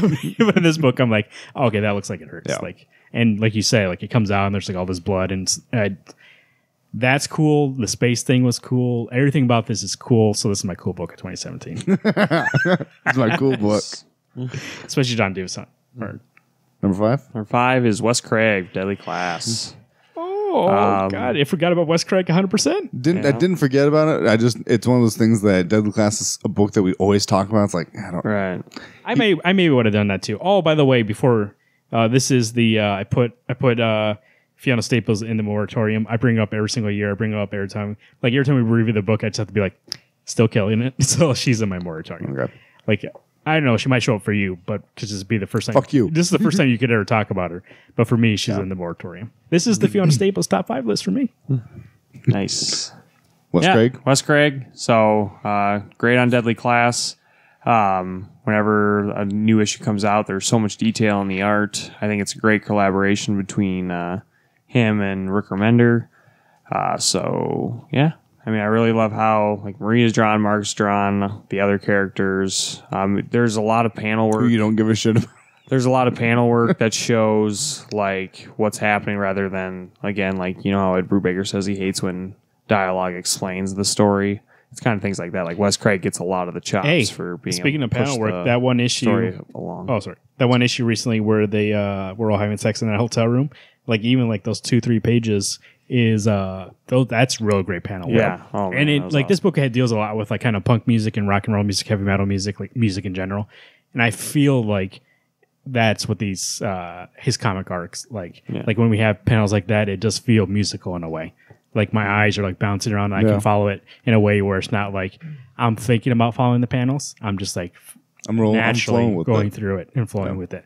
Especially there's been a lot of action where this might have been last year, but still, in terms of Wes Craig, he does this a lot, where you'll follow somebody down a hallway instead of being like a normal size panel. He'll make the panel look like kind of a hallway, and they'll follow through, and you can like follow the person through all the panels, and that's a nice way for somebody to lead their eye rather than be like, oh, look here, look here. Yep. It's way you're like, okay, my eye naturally falls that way, and also he doesn't do the colors, but Jordan Boyd, I believe so. That sounds right. Him and Wes Craig together make that book look awesome. Like color-wise and everything, especially that issue of Mexico when they show up. Even the sky, it just looks beautiful. I remember it was like that orange kind of color. Fantastic. Wes Craig, well, he's going to write a book coming up here. Is he? Draw one. Yeah, I can't remember which one it is. Wes Craig. Rick Remender was talking about it at the end of last issue. I love the covers for Deadly cover Class. works, right? There's I'm going to call it the Punisher cover, where Maria and Marcus are just sitting on the beach, and then in the sun is the skull. Right. I think it was issue 30 is the orange background where they're on their road trip. Those covers are so good. And then 31 was the issue where they're all on the cover, kind of. Yes. Yeah. Yep. Right. That's good. That's a good choice. I thought about it. I was like, I don't know. Yeah. But I did choose Sean Murphy as my number 5. Nice. And a lot of it has to do. Holy shit! I even forgot about with Sean White Knight that just came out this week. I didn't even think about Sean Murphy. And a lot. I'm being biased. I just think how well he draws those rogues just boggles my mind. And the choices he makes for what's going on in this book currently is great. To see Batman going a little more over the edge than he normally would. To show Joker not being a psychopath. And watching hashtag your Harley Quinn wanting to beat the shit out of fake Harley Quinn. Hashtag actual Harley Quinn. But I'm calling her yours. Okay, that works too. So yeah, I wonder how many different iterations of Batman there are in the first 2 issues of that book. I'm pretty sure it's in like close to 70. Yeah. Like there's so many Batmans all over the place. this is one of those books that I loved when he was doing Tokyo Ghost. Tokyo Ghost. What's the other one that he's working on? Doesn't matter. Tokyo Ghost. No, Marvel. What's the other one? Chrononauts? Chrononauts. I loved that book, and I thought it was just his spectrum of how he can draw people boggles my mind. It is so good. And then this year we get in this White Knight, and I was actually apprehensive. I was like, do I really care? Is he going to be a good writer? Who gives a shit about how the writing is great, right? But his art nails it. Sorry, getting all talk. I'm doing it on you. Talk with my hands. Yeah, good choice. 4. Punk Rock Jesus is a book by Sean Murphy where he wrote it. It's pretty good. in terms of being a good writer. I thought that was one of your right artists. I never heard of them. Punk rock By the Jesus. way, you brought up Chrononauts, which reminded me about Netflix, who bought Miller World. And Netflix announced, we never talked about it in the show, but Netflix announced that they're going to start making comics. And that's the reason why they bought Miller World. And I believe it's so that it's like a digital service where you can read comics through Netflix. So like they're like Mark Miller's making original comics for Netflix. That's cool. So that'd be cool. That's why he's off the board right now, basically. Yeah, he's a little busy. Probably putting that together. My number 4, top artist 2017. By the way, I was looking at Wes Craig art because I can't believe I forgot him, and I can't believe I forgot about Sean Murphy. This year, like, there's tons of artists I could have put on this list. But I even forgot. By the way, like I said, Dean for Black's Hammer might have been on here, but I didn't choose him. Tom Coker. He only had 2 issues, otherwise I would have picked him on here also. So my number 4 actually it's going to relate to somebody who you spoke before. See, here's the thing. I'm going to kind of bend the rules at number 4 because I couldn't choose. So it's Like the order? I feel like you're pulling a Garrett and I shithole game where it's like, I'm not really going to. we're loosey goosey, baby. Yeah, no shit. I couldn't choose. So I have a tie of 3 people. Well, here Yeah, right. So I got all my honorable mentions as number 4. my number 4 is the Batman team. David Finch, Joel Jones, Mitch Gerrits, Clayman.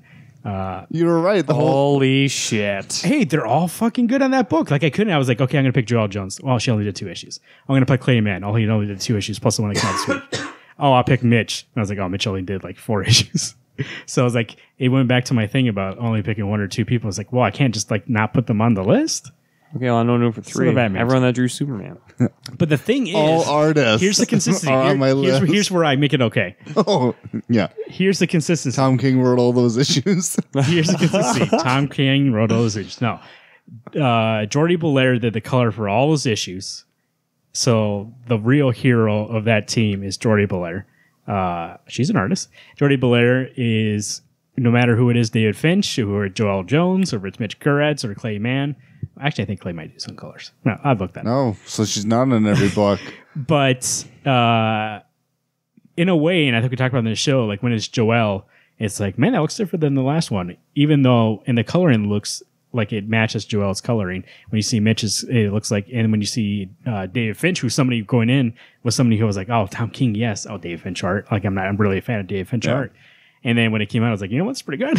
Yeah. And awesome. Maybe he's bringing his A game, or maybe it's that Jordi Belair. Yeah, Jordi Belair. Yeah. She's the one fixing it. You know, like, and she's obviously, like, we had a top 5 colorist to be the Jordi Belair color list. There'd only be 5 colors. She's doing colorists. 70% of the colors of comics right now, which is also another amazing thing, is that she's doing so much work and yet never misses a beat. Like, And she's doing Marvel. I mean, it's she's all over the board she's doing everything right now. because she's doing Hawkeye. I think she said she likes to do 10 books at once. So she's like doing 10 books. And every time I see her name on something, I was like, that's going to be color in it. I don't look at it and be like, oh, she's stretching herself thin. I'm like, oh, no. She's she still nails it every kicking time. ass and everything. So actually, I won't make it the whole Batman team. It's Jordi Belair. Boom. Okay, I Like can, that- I can, that I I can, accept. I can get on board with that. When you've But got, you say, like- but I had to bring you through the woods, down the trek, and we got to Graham and South. I was about to hire Wolverine to hunt you down and kill you. I know. It's We like, got to Graham and South at the end. I got a number 4. It's 12 people. Oh, okay. Hear me out, the DC team. Everybody at DC. anyway, When it goes to me, that's right. By the way, it number wouldn't be 4? DC. If I was picking a whole team, I'd be like the Image team. Everybody at Image. My number 4 is Chris Samney for doing Captain America. that is my number 4 as well. How did I forget all these people? Because you're stupid. That's the one of the books I read this week was Captain America. But if you think about the Black Widow run, Shit. And he was somebody who I thought of when we were like, hey, let's do this list. The first thing that popped in my head was Chris Samney, and I didn't even think about him. Dude, you can never use Steel Trap at all. I literally like looked up like all these books that came out this year and was like looking through like a million books. And go ahead. yeah, Dude. that's like me going to the comic be a part shop of the finding top 5 artists. The top 5 artists I can remember. Chris Samney. I mean, Captain America, Black Widow. The ability for, I mean, yes, Mark Waid's probably writing the script, but I mean, you don't know that when Chris Samney's writing silent panels. So, Dude, on Black Widow, and I'm not sure about Captain, but but on Black Widow, it was story by Chris Samney and Mark Waid. Yeah. Like Right. he knew, like especially there were some Black Widow issues where it was all art. That's Chris Samney. What about that part in Black Widow where she like jumps out of the helicarrier? Dude, amazing. I tell you what, that silent issue 1 of Black Widow, I know it was last year. Yeah. Amazing. Issue 2, great. Weeping. I mean, I tell you what, anything that Samney touches is amazing. And Captain America, I tell you what. Did you read this week's issue already? No. I will tell you there's some sick fight choreography that Chris Samney draws, and it flows so well. That was one of those books that tonight. Marvin's over here crying like, why?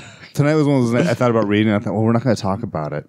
And I know we were going to that you were going to have him too. I would have read this book so you and I could have. You know rubbed it why? into Marvin's face. You know why this hurts so much? Because you said Wes Craig, and I was like, I could see that, but I could live without it. You said Sean Murphy, and I was like, I could see that too. Like, he's a good artist, and he might have been on this list, but I could live without that. Chris Samney would have been on this fucking list. He might have been number 1 on my list. Dude, he's to the state. To me, Samney is a Marvin guy. It's the Chris Samney list. Like, and Chris Samney and Mark Waid tease me so hard because they're on Twitter having talking about doing Superman. DC comics. Yeah. I'm like, you motherfuckers! I asked you if you would do a Superman book. I think. What did he say when their contract runs out? Well, you didn't say that. You said, I don't know, but for right now, make mine Marvel is what he put. I think he wrote I have a contract. So. Oh. I think issue 3, when Samney draws Kraven the Hunter, I will probably buy 2 issues. One just to hang up on my wall and one to read. Or if there's a variant, there's probably If there's a variant, I'd probably pick it up too. It's probably Captain America's head between his legs. Nice. Watermelon squeeze. Samney was one of those guys that had to be on my list. There was no way I was going to forget about him. Yeah, I mean, you can't forget one of the best artists. But in all honesty, and not to rub it in, really, I fucking picked up the issue today. yeah, I know. It just boggles my mind. But it is. I'm being in all honesty. Black Widow, an amazing run. Right. Captain America, what a team to fix this book. To give, if nothing else, to give you a love for Captain, because I got a bitter taste in my mouth from Supreme Hydra Lord. Aren't they Dickweed planning to do 12 issues? Roughly. Chris Samney and Mark. I think so. Yeah. When Marvin was okay with talking about it. Ruined my night. Whoever has to pick up that slack after them is there. Yeah. It's going to be horrible. Not think- horrible, yeah. but it's going to be Captain? tough. Yeah. Yeah. Whoever could pick up the slack after them. Yeah, they're only doing a limited run, and after them, Unless it was like Ed Brisson. I've really Coates been is taking impressed over with the him. writing. I don't know who's doing the art though.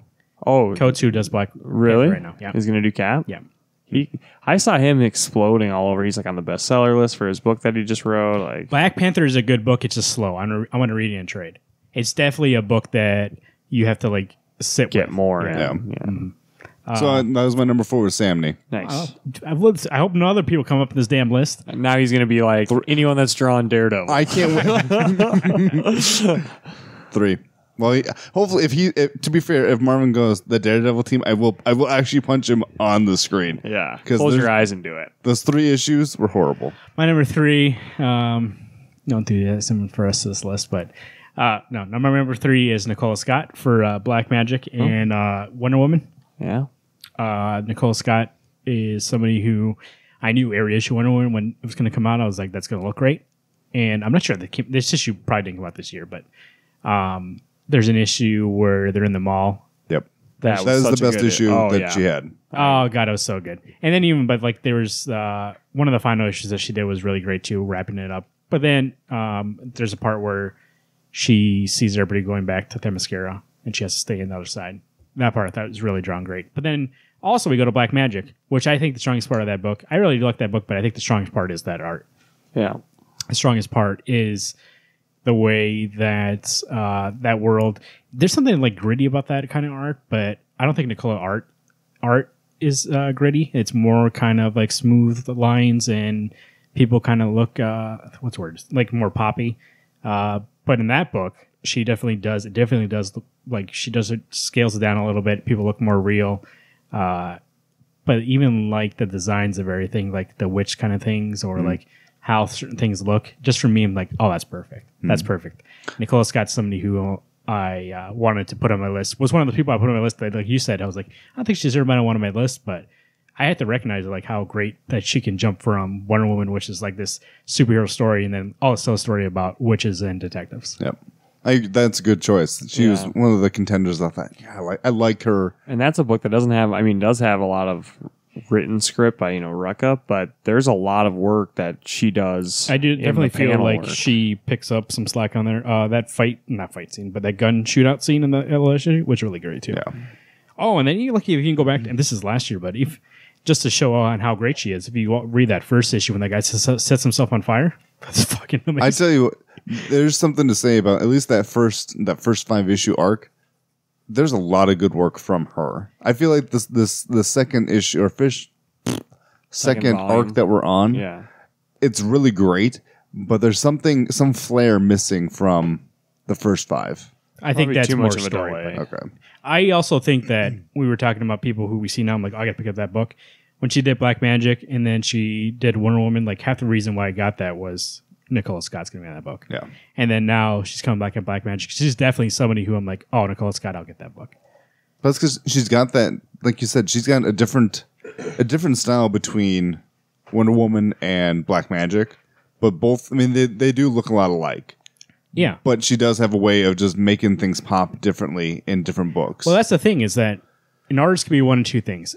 One, you could get an artist and be, and I actually do like his art most of the time, but Alex Ross, like when you get an Alex Ross book, especially when he does interior work, which he doesn't really do anywhere, but you're like, oh, I know how that book's going to look like. Like, you know what his style looks like. You see a panel, you're like, oh, it's Alex Ross. But there's some people that can change their style to meet the storytelling where you're like, who's that? And you're like, oh, it is Nicola Scott. It does look like Nicola Scott, but I wouldn't be like, oh, that's Nicola Scott. It looks scaled down. Like I said, it looks more realistic, more gritty. And with the magic kind of stuff, the magic stuff more looks like her real art than the actual people. Like she like makes that look more fantastical. But like that's not real in that universe. Yep. And which makes sense. It makes sense. She's drawing and that's what I attention mean. to Like it. that's to be able to recognize that detail and be like, oh, the magic stuff I'll make more like my other art. Yep. Like that's a good detail to have. Number 3. Make me cry. Make me sad. Go ahead. I think it'll be okay on this one. Otto Schmidt is my number 3. Oh, yeah, you're fine. I think Otto Schmidt last year was my number 1. I can't remember, but he was up there. I know he was up there at least 2. I put him at 3 because literally this year he's done a good chunk of issues, but I think the best work he's done is on, well, it's only been on Green Arrow, but issue 8. no, there was issue 8 is amazing. I mean, talk about that beach scene, but I thought you said you had Green Arrow number 8. Like, can you open that up, please? They just ended the hard traveling hero basically, where Green Arrow teams up with all the Justice League. That's where he does every each issue with a member someone of the else. Justice League, and man, that is some great work. Like I love when he can come in and do an arc, and then you won't see him for a while, which is sad, but it makes you want to see his art more. Yeah, that last issue where Green Arrow's working with the whole Justice League. I mean, Green Lantern looked amazing. Wonder Woman, Batman, Superman. Like, Schmidt can just draw these characters in such a way, and you still got all your other characters drawn by him as well. But he's just doing stuff. I just noticed you go wearing black shirts, so I pointed it out. I mentioned that earlier that he and I could be twins. Sure. I mean, we'd have to have the same bicep size, but you'll get there. Otto Schmidt, though, I wish he was doing more than just Green Arrow. I wish he was on more series. I wish he could be helping out on even an indie comic. I would love to see Otto Schmidt on. But I think he's just getting his feet wet into mainstream comics. So I think this is just the beginning of his career, and I definitely will be following him for a long time. I think a lot for him is a lot of detail he does put into a book. So the one issue he does looks amazing. Right. But I think he's an artist that it takes time to get the goods. Which is why I kind of like the idea of more of your Mark Miller kind of series where you put out 5 issues, and instead of having it be an ongoing, you just call that same series 2, 3 Well, then volumes. do what Mark Miller and Frank Whiteley did. Right. Did you forget that artist, Frank Whiteley? We remind For you. what? Right now. What did he didn't do anything this year? Yeah, he did Jupiter's Legacy issue 2. 5. One Oh, issue. yeah. Yeah, wait. I just told you, he was this year. But yeah, so Otto Schmidt. Otto Schmidt's one of those people, like you said, I wish he did more work, but I think his style takes so much time for him, or he might just be super slow, that he really can't do that much. And so it is one of those people who are like, man, that's good, but he doesn't really do anything. Just like Francis Manapul, like, man, that's good, but he'll do 5 issues and be like, I'm done, guys. That's my run. Or you'll get, people like that you're like, man, they're so good, but they only do like 5 issues a year if they do 5 issues a year. That's why I'm looking for that landmark from him. I want him to do like an ongoing that like maybe it's him and somebody else. Then you that get are a working on situation it. where you got like a Pena who only can do 5 issues, but like, hey, we're going to do an ongoing, and then it gets delayed. Yep. That's true. But to be fair, you mentioned Francis Manipul. He was going to make an appearance on my list, but I'm still hurt by the Trinity.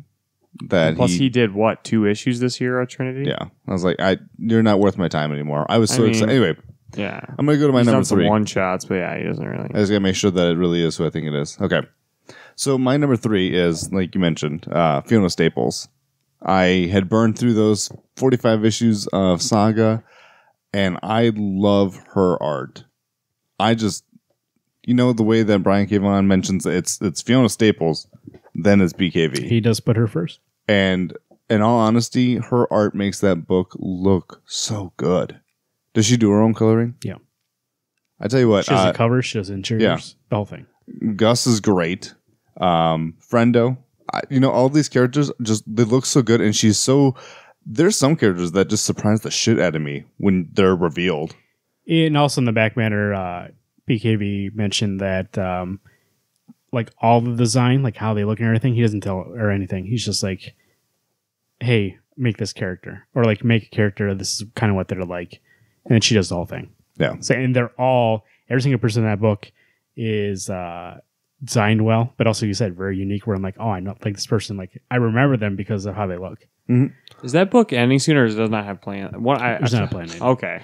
I think he said there's. That you're reading art. Well, there's a plan ending, but I believe in the last issue of the issue before that, he said we still have a lot more to go. Okay. So, which is good. This book, Saga in general, is a great book. And it's really found its second renaissance right now. oh yeah. So I need to read that in trade. Fiona Staples is so good. Like every time when we used to do written reviews of the show, I've said this before in this podcast, but when I got to the part to talk about Fiona's art, I was like, it's fucking killer. I don't know what else I gotta say. Like every single week, I read an issue, or every single month when she puts out an issue, I'm like, you can't do any better. Like if there's nothing about it that I'm like, oh, this is bad. Everything about it is perfect for the moment, perfect for that situation, perfect for that issue, and perfect for that comic. Well, that's what, if you weren't going to say, that's what I was going to say. Like issue 42, her art is just, I get drawn into these characters. I get drawn into their life. I get drawn into the suffering and the struggles they're going through.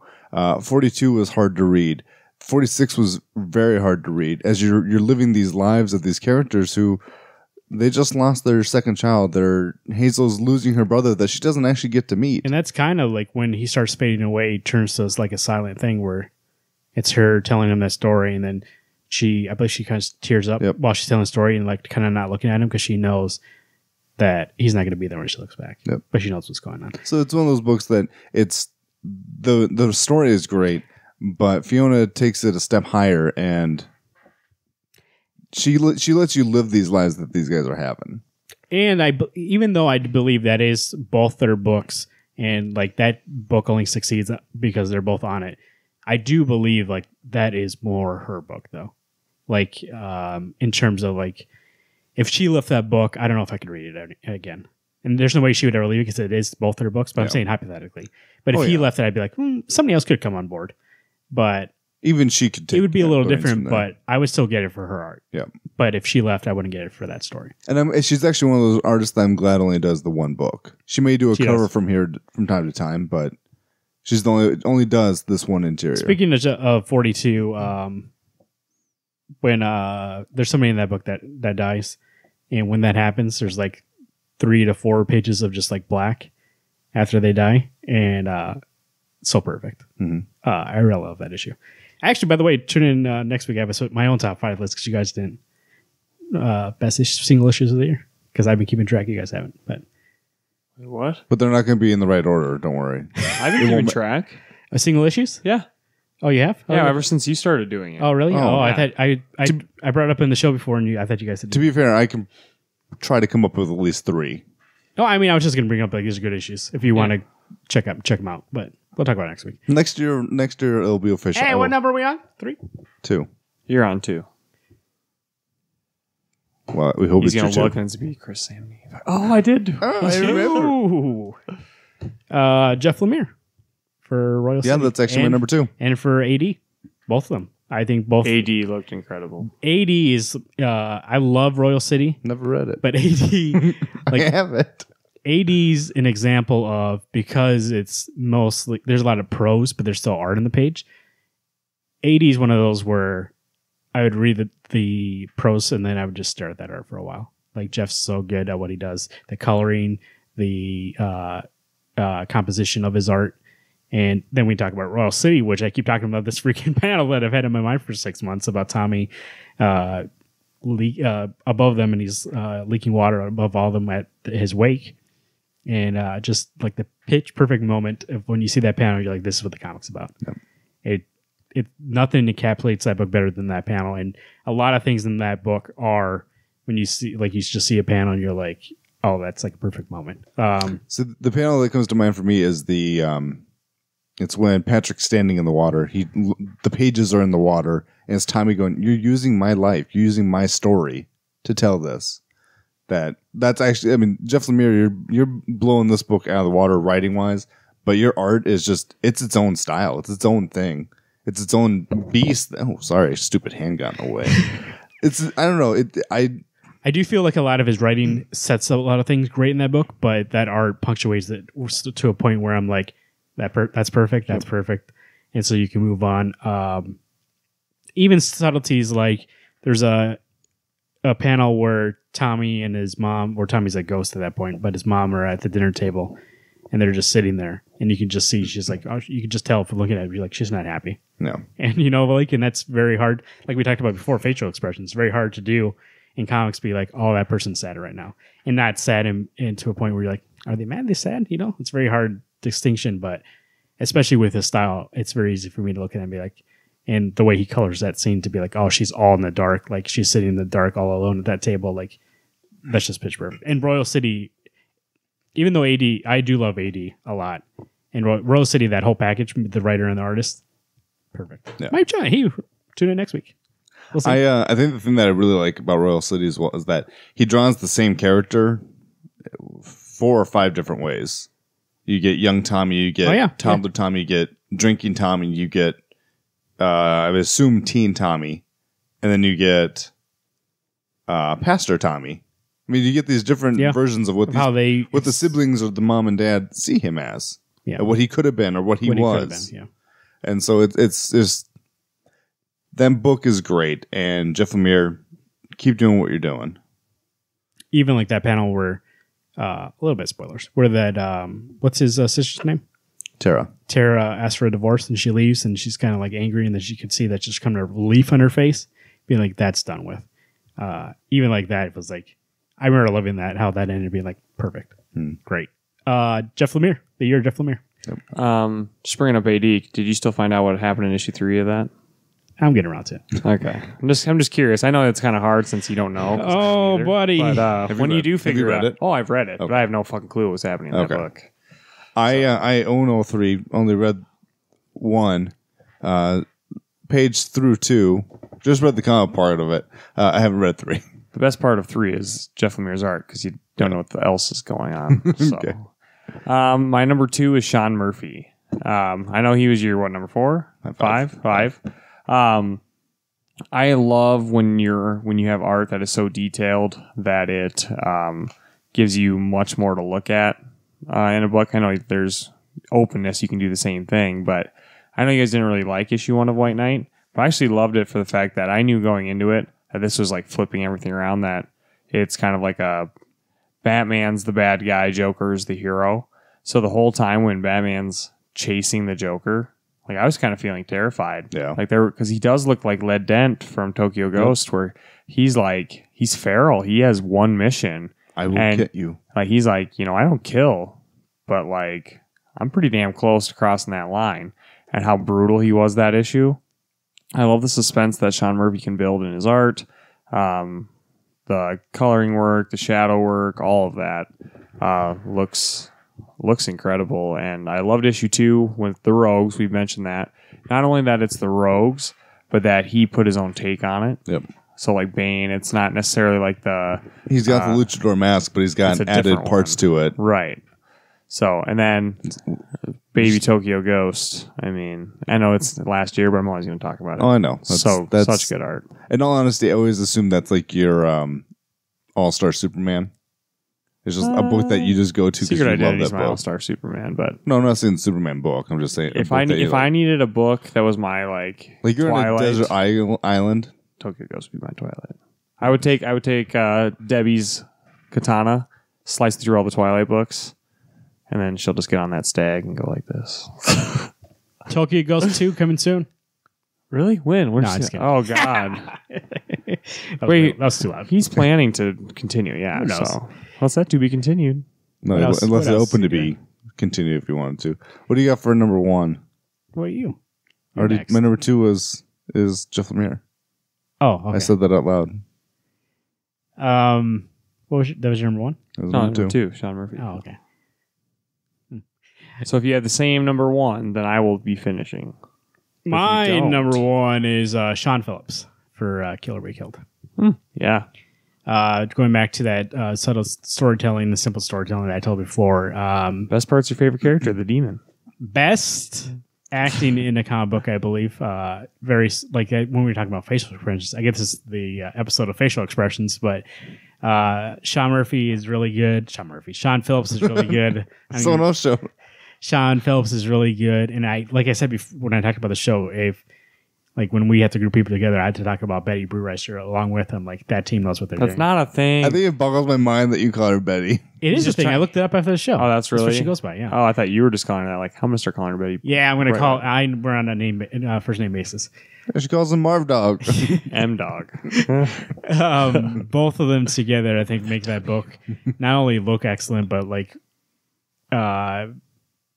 when there's a panel recently, last issue, the issue before that, where Dylan's walking with what's her name?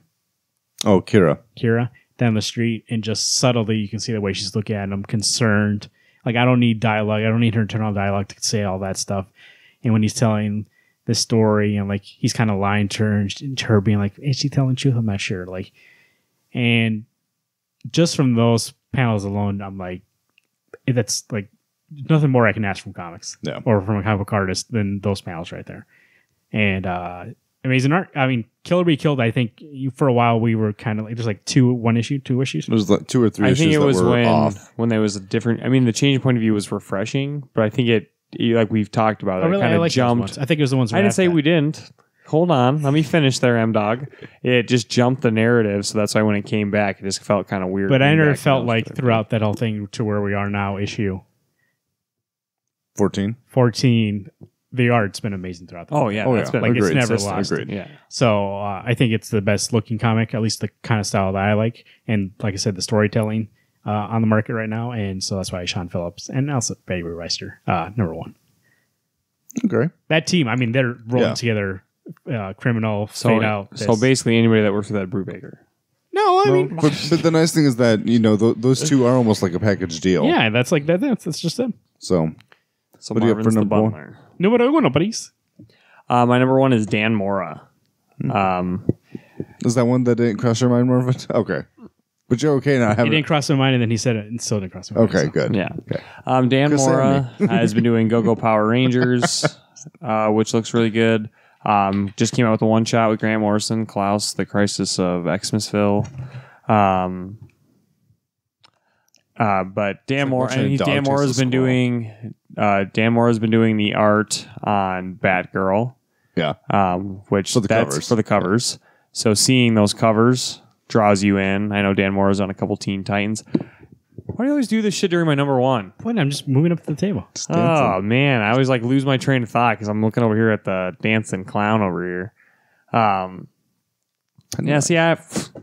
Dan Mora on the covers of Batgirl. Dan Mora and Teen Titans. Drew him right over. Really crisp lines. But my favorite issue of Dan Mora this year was the Megazord on the cover of Go-Go Power Rangers #1. Looked absolutely amazing. Yeah. Oh, yeah. Where it's got the sword here. Yeah, and it's on the moon. Yeah. Okay. Oh, it looks so good. Very excited to see what he does coming up. God, I can't. He's weird. God. You say weird stuff. He's doing weird stuff. I say weird stuff because I can't focus. I only laughed because I realized I had my hand on like resting on my chin like this, and I was just staring at you. So Longingly. Alex, what's your number one? I'm going to start with like my number 5s and have that be my number 1. So when this By the time you get to number 1, I'm tired of listening. That's why. So my number 1 is actually even surprised me when I chose her. Joelle Jones. Joe Jones, yeah. In all honesty, 34 and 35 of Batman may be my favorite issues of the year. Because when I read them, her art is just so... She draws a great fight scene. She draws this just... I don't know. Maybe it's what I think Batman needs to look like. And it's almost a weekend Batman. Because Batman has very little to do with it. She made me... I don't know. Just makes me like Catwoman way more. And it all is due to how she forms her. Yeah. Like I felt weird even thinking, oh man, she's probably my favorite artist that I've seen. Well, I think it's it only in goes the last 2 months. Back to last month. What I was saying about how Tom King was writing her. I actually do think Joelle Jones did a great job of like drawing her because it's not that over sexualized Catwoman. This is a real lady. Like she'd draw her realistically rather than being like, oh, this. Of course she's in a leather outfit. No, she's like, no, she's a real person. Yeah. And you get that kind of dynamic with her and Bruce that. Especially her Bruce, I think actually it's kind of more stocky and stuff like that. He does she look more real than before. Yeah, and the coloring is great too. Jordy Black. So that was just one of those things. I even think I was like, she does what, Lady Killers? Lady Killers, and I never actually read it, but the covers always looked good. I was like, oh, maybe I'd get that. I still won't. Joelle Jones does? Yeah, Joelle Jones. Alex, you're gonna go back and get those. No, I'm trying to be strong, but I tell you what, 2 of the best issues I've read looked great. Way to go. By the way, you can shift my list all back and put Chris Samney at number 1. No, I'm not saying. I'm not saying officially. Marked in. I'm just saying in your minds. No, in my minds, Ed Brubaker's your number 1 for writer, and Sean Phillips is still your number 1 for art. So nope. Next year you can put. How do you forget about Chris Samney, a guy I've been talking about longer than you two jamokes over here? That wasn't what you're going to go. Daredevil to Black Widow. And well, just as he knows, you're not a fan. Oh, he may actually cry himself to sleep tonight. Email us your top 5 writers and top 5 artists. Wednesday Comics 605 at gmail.com. On Twitter at Wednesday Comics. Let Garrett know what you thought at Garrett2188. And if you want to see a tweet from Chris Samney, because I'm a fan, he actually tweeted me and said something to me. No, he didn't. Yes, he did. He said, make mine Marvel. I thought Mark Wade did. No, that was Chris Samney. At Alex Pastrello on Twitter and at Marvin_Salguero on Twitter. Facebook.com, so Wednesday Comics Podcast. You can find us there. And find us on YouTube also. Search for Wednesday Comics and subscribe to the video. You can get the video. They have some exclusive video on there also, the Gauntlet every week with these 2 black shirts, so they can be on there. And they'll show you how to get your gems of the week. Except next week, Mike writes solo. And you can write solo? I'm either going to ride solo, or if I get enough fan outcry, I might bring hashtag guest host 1 out into the public eye. Let us know. This will be out before that, so let us know if you want to see the twins. Garrett. Whoa. The Garrett show you see Garrett and hashtag guest host 1. Now, when you guys together, you get grouped together. I know you love that. So you can call us the Wonder Twins. Nice. You show your 6 books, and Corey show his 1 book. That's going to be his 1 gem. Hey, he'll maybe call him Vision instead and put it in his head. I'll rip it off at the end. Call us on our voicemail line, 605-215-1849. We're doing our best series of the year next year. So next 605 next year. We're doing it next year. We are doing it next year. So next week. So please give us a call, 605-215-1849. Leave a voicemail with what you think is the best series of the year. We'll play in the show. We'll talk about it. Already got some voicemails in there. So we'll get some people talking, and that'll be actually our free talk for next week. We'll talk about your books. We'll listen to them on the show, and we'll talk about them. Book club, Garrett? Wednesday Comics, League of Extraordinary Gentle People proudly presents The Other Side, written by Jason Aaron, with art by Dave Stewart. Who didn't make Cameron Stewart this year. Jason Aaron, no. Yeah. Contrary to proper belief, we announced this book first review. The 1 issue of Southern Masters was good, though. It was good. The weird thing is we talked about it is like, those next 3 issues coming out on time. Nope. But don't forget, January 5th is coming up quicker than you think. I know that you think Christmas is all just lay back, eat a bunch of naughty stuff. I was trying to make a Christmas thing. Dude, it just didn't go anywhere. You mean calorically? Whoa. Metachlorians? Calories. Yeah, calorically. caloric. I don't know if caloric is really That's a word. There's the guy, go to the gym and talk to him. not a nutritionist. Big difference. They're Chris Samney hater. Find us on Twitter, Facebook, and our email, and that voicemail line. Send us in what do you think of the book, any questions about the book. Other Side by Jason and Aaron. We'll include that in our book club show. By the way, I want all of our listeners and the viewers to see there literally may be a civil war between these two. Samney hater. Samney lover. I love Chris Samney. I've loved him for years. I try to pick up the slack because you guys fought in the forecast, and now we're in real life, and I see why you're fighting with him. I know. Chris Samney can only love one of us. Roots of the swampthing.com. Go there for all your Swamp Thing news. He's going to be in the winter special. He's in that holiday special. Learn about Swamp Thing before he breaks. I tell you, this guy's going to break out big, this Swamp Thing. I'll let you know. I know. So before he breaks out big, make sure you know about him. And that's roots of the swampthing.com. Also, Holland Files number 2 coming out pretty soon here. I believe pre-orders are done, so you're not going to be able to pre-order anymore. But go on there. There's some news about it. Maybe get on board for number 3 when that comes out. SuperCon 2018, Return of the Con. Yeah, we're going to be there. It's going to be September 28th, 29th, and 30th. On the 28th, Friday night, Wednesday Comics is doing a live show. First ever. During the SuperCon After Dark. So make sure you go to supercon.com for more information. I don't think tickets are available yet, but when they are, we'll let you know. Buy tickets, show up for the Wednesday Comics podcast show. It won't be that long. I mean, that title won't be that long. That show. That show could be in Marvin's dreams. You can see this hostility. You can see this animosity. We're talking about the guy that we bring in real life. Phil Hester. Yes. We're bringing to SuperCon 2018. During the day of those shows, you can meet us at our booth, meet Phil Hester at our booth and ask him about his book, Shipwrecked. You can ask him about Batman Beyond. He'll be on this year. And if you want to talk about past stuff, he's like roots of swampthing.com. Like I said, he's been on Swamp Thing, Green Arrow. By the way, I saw he did Green Arrow recently. That's what I was asking before the show. I think so. I saw a panel that he did Green Arrow recently. Looks great. Him and Kevin Smith did run back in the day. Well, that's the one where Onomatopoeia, he created him. That'd be a cool issue to have him sign. So, supercon.com. Get more. Follow those social medias, or Facebook and Twitter, to get the news as quickly as we do. And find out more about SuperCon 2018, Return of the Con at supercon.com. We're closer and closer to that top 5 series of 2017. I almost said 18 again. I'm already in the future, baby. That's why. That's what's happening.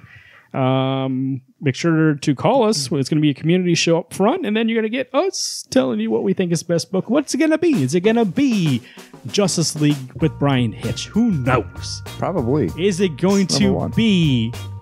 what else? I like how you're trying to come up with a fake book. Is it going to be... Is Marvin going to bring up Deathstroke? Who knows? Maybe a possibility. You know what? I realized I forgot about Christopher Priest for that list. Go ahead. God, you're dumb shit. God. I just want to make a shout out to Fabak, who did all the covers for the metal. The Batman. Yep. Makes you miss him being on a book so bad. When he did that detective run for DC too. Yeah. He's doing the winter special for Swamp Thing, so that'll be great. That'll be the best interior art. I forgot what his first name was. Jason. I knew it was. I thought John passed my brain. Wow, that's it. You know who we always remember? Chris Samney. Jason. Number 1. Well, actually, my number 4, but still. Anyway, I think I'm going to drink myself to sleep.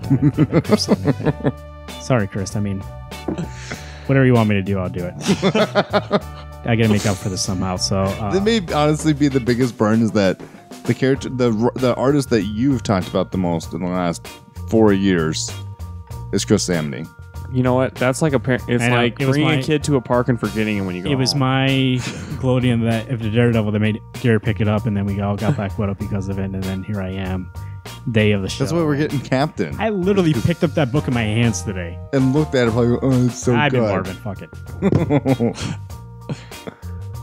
Oh, I've been It's you, Garrett. I'm dickweed. sorry, I'm on the wrong side of Marvin. He usually says something that I don't know. Actually, it is. No, me. it is you. It- Yeah, so you fucked up. Yeah, that's me. Sorry. So redo. I've We been- got depressed Marvin because Chris Samney doesn't like him. I've been He the doesn't fuck like up him. Alex. And I'm the guy who's always on point, Garrett. Hey, everyone. Keep turning those pages. You hear that, Marvin? What could that be? Oh, we got it, buddy, and we're not giving it back, man. We're holding it for ransom. You better hope you see us in 2018 sometime. And guess who this is? It's the whole comic book crew. Oh, Marvin. So the best thing that we've gotten comic-wise this year is The Ringer. The Ringer is by far my favorite comic of 2017. This is from a comic book look. I just love the ring of it, the platinum levels of it, the fact that Marvin does not have it. And, it's ringing in there. And independently published, so that's really cool too. I would like to support my independent creators. Did you say we're ringing in the new year? Oh, We are definitely. ringing in the new year. All right, Wednesday Comics, stuck on that. Peace, we're out of here.